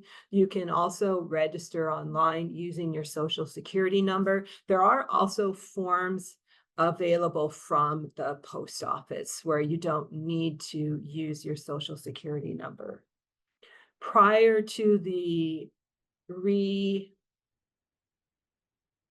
authorizing, I guess is the correct word, of FAFSA, or the application form for federal financial aid, there used to be a question about, have you registered with selective service?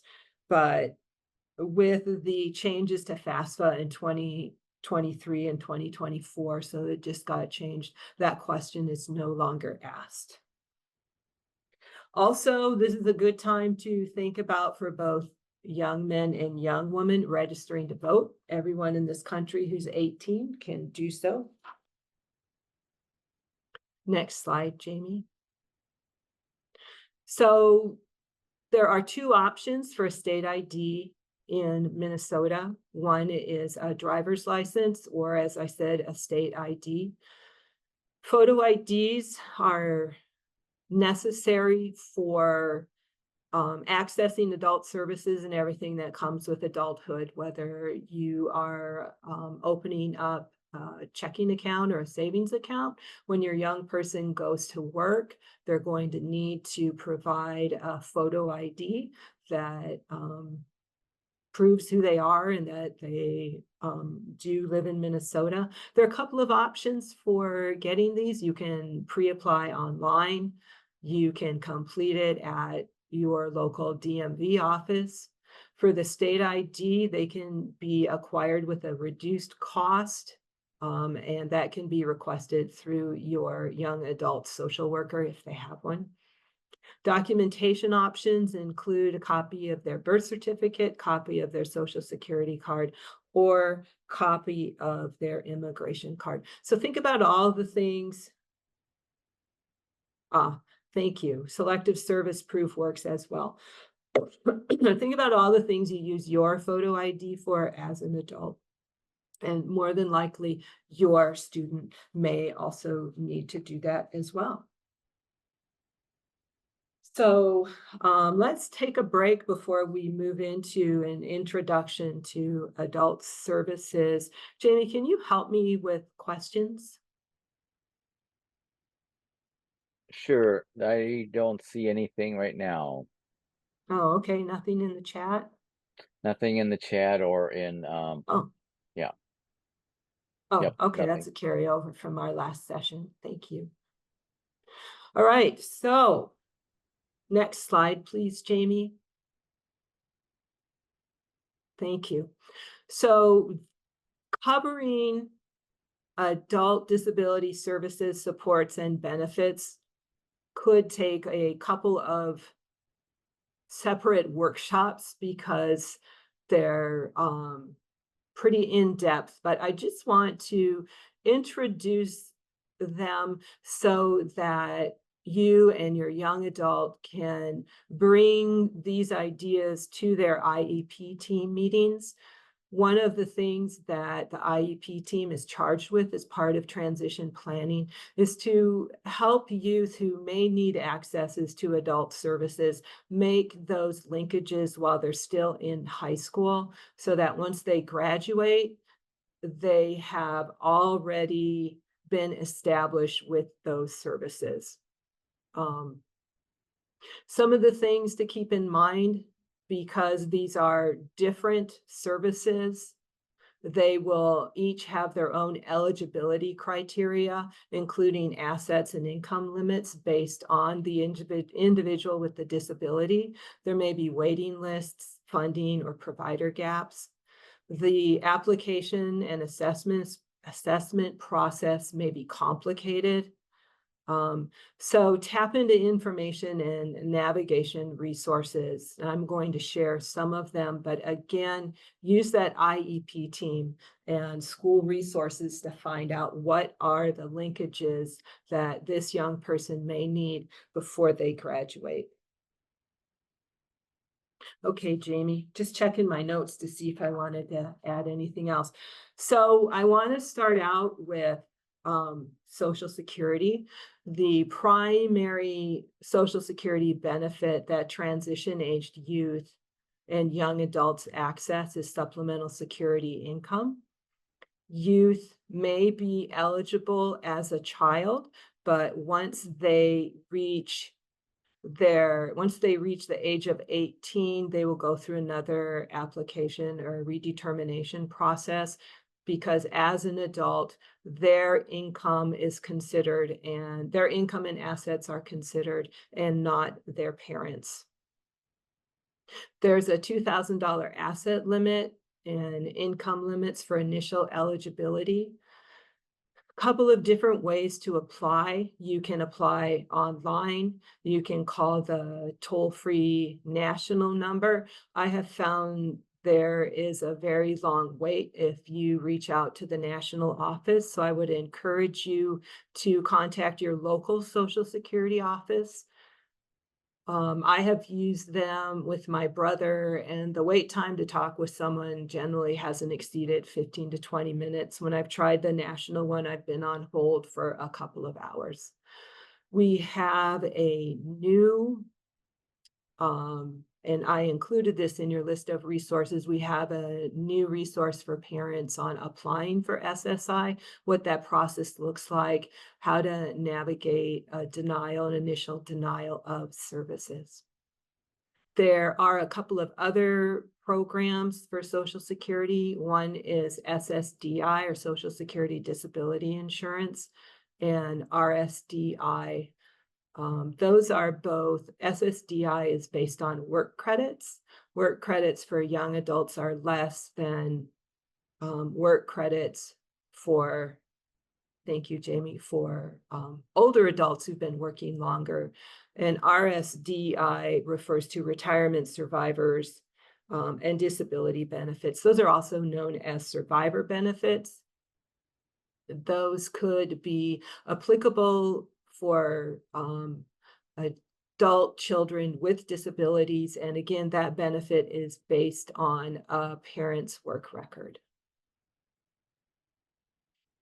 Next slide, Jamie. Oh, before you move on, as I said, there are asset limits for SSI. However, there are some tools and resources available to help protect those assets, and those include ABLE accounts, past plans, and supplemental and special needs trusts. And your list of resources that Jamie sent out earlier includes links to a couple of resources,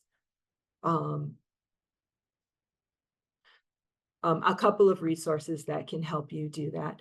For setting up an ABLE account, you can go to Minnesota ABLE. I believe that's minnesotaable.org. And there will be instructions on their website about how to set those up in Minnesota.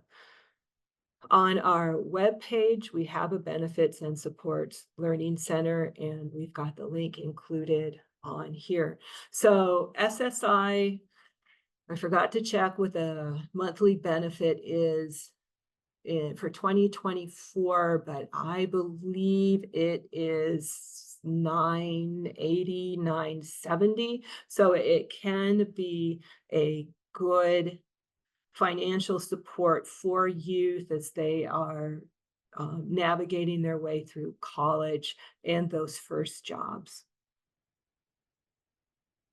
Jamie, next slide.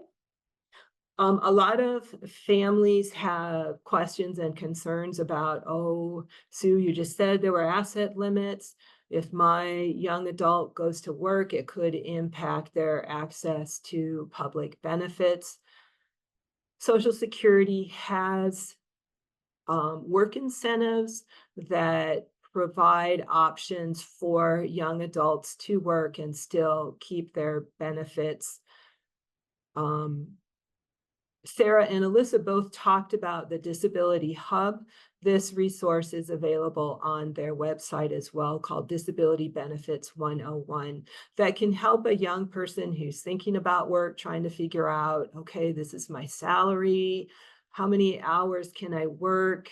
How much of a salary can I make, including using Social Security's work incentives, and still maintain my benefits? And one of the biggest benefits that folks are anxious about losing includes medical assistance or Medicaid. Jamie, next slide, please.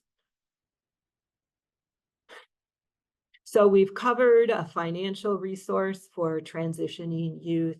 The next one I want to cover is, and it is called many different things. It could be called county service, could be called human services, could be social services, could be disability services, but essentially they're services for people with qualifying disabilities, which can include disabilities like intellectual and developmental disabilities, brain injuries, physical disabilities. County case management and services are based on eligibility requirements, and I've included a link on consumer-directed community supports, which provides a little more information about those services. There are also adult rehabilitative mental health services that are available through the county or through your tribe. Both types of services are available through each. Once you are determined eligible for these services, your young adult will be assigned a case manager to support with navigating county services, Medicaid, and other services. Wait, Jamie, I'm ready for the next slide. So the first one I'd like to talk about is medical assistance, which is Minnesota's public health insurance program, also known as Medicaid. If a person goes through an application for SSI, SSDI, they go through disability determination. And so that determination meets the state medical review team's requirements for eligibility for medical assistance. If the young person did not go through, if they're not eligible for SSI, they or they haven't applied for SSI, I can get the number for the state medical review team. Why don't you send me an email and I will get that phone number for you. And I'll have my email at the end of this presentation. So if they haven't gone through the eligibility process for, thank you, for Social Security, then there is a state medical review team that reviews information and documentation to determine if the person meets the requirements for being eligible for medical assistance. So Social Security's asset limit is $2,000 in assets. Medical assistance is $3,000. There are exclusions for what counts as an asset, and the process and timeline for determining eligibility varies by the county. Medicaid runs from the Minnesota Department of Human Services to individual counties and tribal nations. And so you will be working within your county or your tribal nation for applying for medical assistance. Again, I've included a link for Disability Benefits 101, which is a helpful resource. And also check out Pacer's Health Information Center webpage, where we have a lot of information about navigating medical assistance and Medicaid. Next slide, please, Jamie.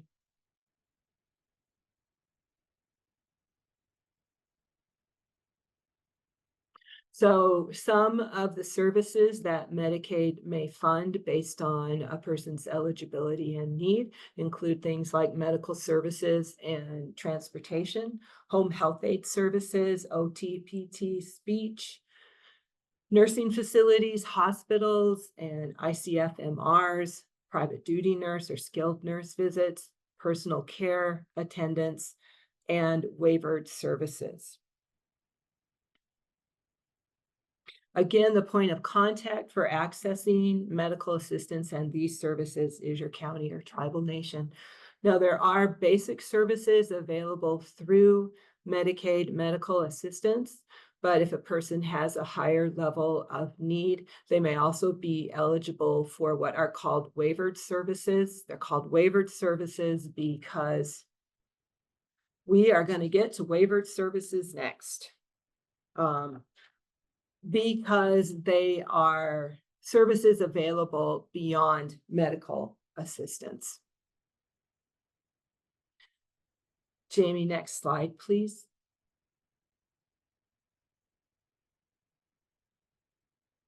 So access to waivered services happens through a Min Choices assessment. They're the entry point for long-term services and supports. You can reach out to your county human services agency or your tribal nation and say, I want to find out if I'm eligible for long-term care services, and request a Min Choices assessment. The Min Choices assessment can help you figure out what services and programs might help you live in the community, including, as we've talked about, waiver programs, medical assistance, and personal care assistance or other benefits. So if you go through the process and it's determined that your young person is not eligible for either medical assistance or waiver programs, the assessment will help you figure out services, accommodations, and resources that might be available in your county. And again, each county approaches this differently, so a good starting place is with your county. Okay, Jamie. So there's one question in the Q&A. What's an example of waivered services covered under MA? Well, we've talked about one, when employment services and that we reviewed with Alyssa and Sarah. And Brenda, I am sorry I can't pull any other ones off the top of my head right now. And I don't. Brenda, I'll send you an email. I apologize, everyone. I can't pull more out of my head at this time. Next slide, Jamie. So accessing all of these services, because I believe if you move to a different county, you do have to reapply because Medicaid flows individually through each county. So because you are navigating different service providers with different eligibility requirements, you will have paperwork, and a lot of paperwork. And you will have to continue to meet all of the disability criteria, income and asset limits, and completing mandatory reviews. It might seem like it is a lot to manage, and it can be. We split up navigating all of these different services in my family supporting my brother.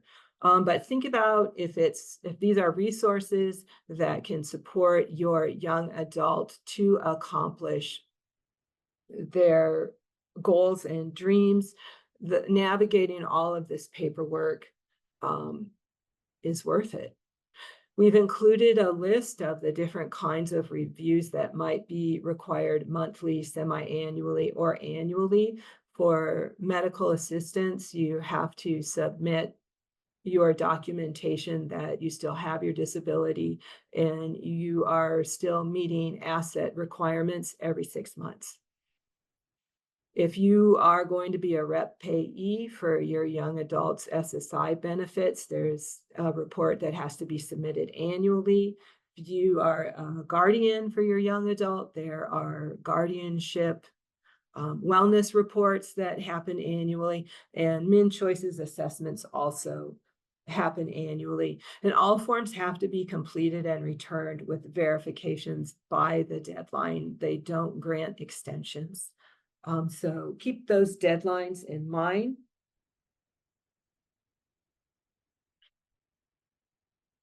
Thank you, Susan. My colleague has provided in the Q&A field more information about waivered services. I don't think that all of these folks let you know the dates that these things need to be done. So you may want to track these things yourself. So additional resources for learning more about Medicaid and county services include our, as I said earlier, our health information. Next slide, please, Jamie. Our health information center page. You can also call and ask to be connected with one of our 2 health advocates. We've talked about the Disability Hub, where you can use a chat to connect with a options navigator. You can send them an email, you can call them and talk live. My brother and I use this resource regularly, and we've also again included the link for Disability Benefits 101. Some counties also offer information centers to learn more about MA services, so reach out to your county human services, disability services, whatever your county calls those services. So next slide, please, Jamie. Other pieces of considerations for transition planning include considering and thinking about where's that young person going to live when they are ready to move out of their parents' house. And again, what the housing piece looks like can vary with each family. Maybe that young person will stay with their family until they marry.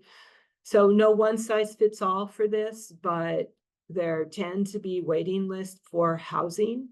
I do want to let you know that we have a webpage on our website focused exclusively on housing benefits, how to navigate them. The Disability Hub also has a link to their HB 101 or housing benefits. There are also voucher programs available. However, there tend to be wait lists for vouchers. Here is the link for our housing webpage. Another piece of accessing the community as young adults is figuring out transportation. Certainly easier in the metro area than in thank you, Deanne, for also providing a list of waiver services. There's more transportation available in the metropolitan area than in greater Minnesota. So we've included information on ADA transportation. Some of the bigger cities in greater Minnesota may also have ADA transportation. So reach out to your local center for independent living. If your community provides transportation for non-disabled members, non-disabled community members, they should also provide ADA transportation for members of the community who have disabilities. We've talked about centers for independent living a little bit already. I think this resource is so underutilized. Families just don't know about them. They are state and federally funded organizations staffed by people with disabilities, providing supports and services for people who have disabilities. No eligibility requirement. A person can just go and say, I'm a person with a disability and I need help figuring out this application for SSI, or I'm trying to figure out my application for Medicaid, or I want to learn some independent living skills like how to cook, or I need some assistive technology. Centers for independent living are a great resource. And as we heard earlier today, there are 8 of them located throughout the state of Minnesota. Centers for Independent Living have a mandate to be working with transition-aged youth. So again, another resource to check out. Next slide, please, Jamie. So we spent our last hour learning about vocational rehabilitation services and state services for the blind. Again, this is a great resource for young adults and families to be reaching out to, accessing those career services while your young person is still in high school. Next slide, please, Jamie. So things to think about as your young person is navigating transition planning and who may not meet the eligibility requirements for some of the programs we just talked about. Spend that time in high school focusing on more than academics. Remember the 3 focus areas for transition: postsecondary education, employment, and being able to access their lives in the community. You can use their personal learning plans to create a transition focused plan.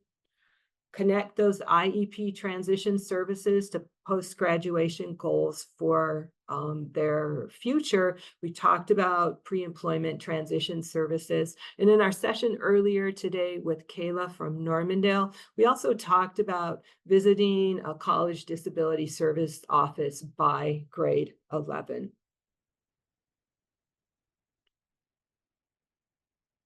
Okay, Jamie, I am ready for the next slide.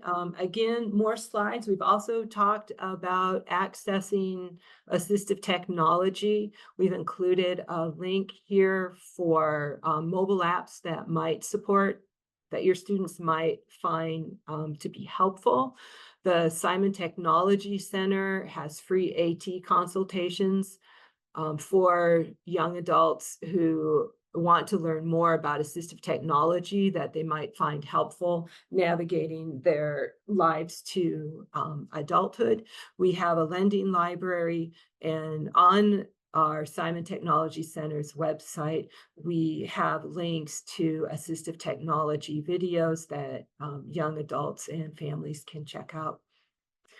Alyssa also talked about the State CareerWise resource. They do have youth programming, so check that out as well. And explore job seeker supports at Career Force Centers. We've got a link for accessing that. Jamie, next slide. So there are community-based organizations that don't have any eligibility requirements. We just talked about Centers for Independent Living, Pacer Center, is a little bit unique in that we work with families and young adults with all types of disabilities. There are disability-specific organizations that families might find helpful to connect with. Excuse me. Talking with another family with a transitioning student who lives with Down syndrome, for example, or CP, or significant healthcare needs, could be helpful because you are walking a similar path. So check those out. If you want to see what kinds of resources and assistance is available in your community, you can use Minnesota Help, or you can search different topics and put in the location you are searching. Also, another very helpful resource. We've included a link to Dakota County's recreational directory because it provides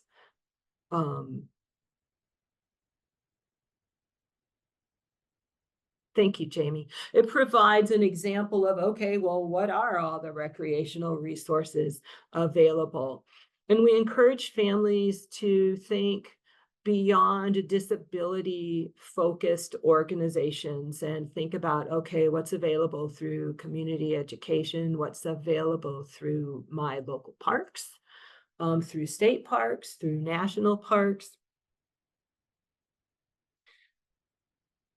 And check out your YMCA. There is a lot out there. So I think one of the things that youth struggle with when special education services end is that connection with the students they went through maybe K all the way through 12 with. So there are lots of opportunities available in the community. Reach out to that and remember that your student's IEP team should be helping you make those linkages with community-based organizations. I think that was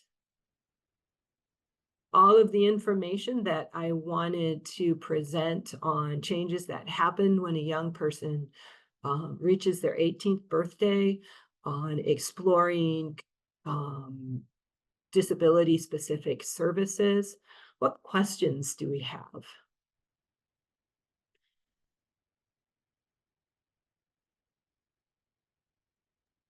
I'm not seeing any questions right now. Okay. Sorry, I'm not seeing any questions right now. Well, we have lots of additional resources. Thank you, my PACER colleagues, for putting those in the Q&A. And looks like we don't have any questions in the chat either. So it has been a day. We have completed our conference just a little bit early.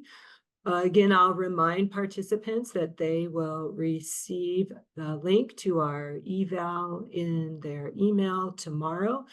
Evals are important to us. We really would like to hear how the information we've presented supports or maybe isn't quite as helpful as you hoped it would be in your young person's navigation of transition services.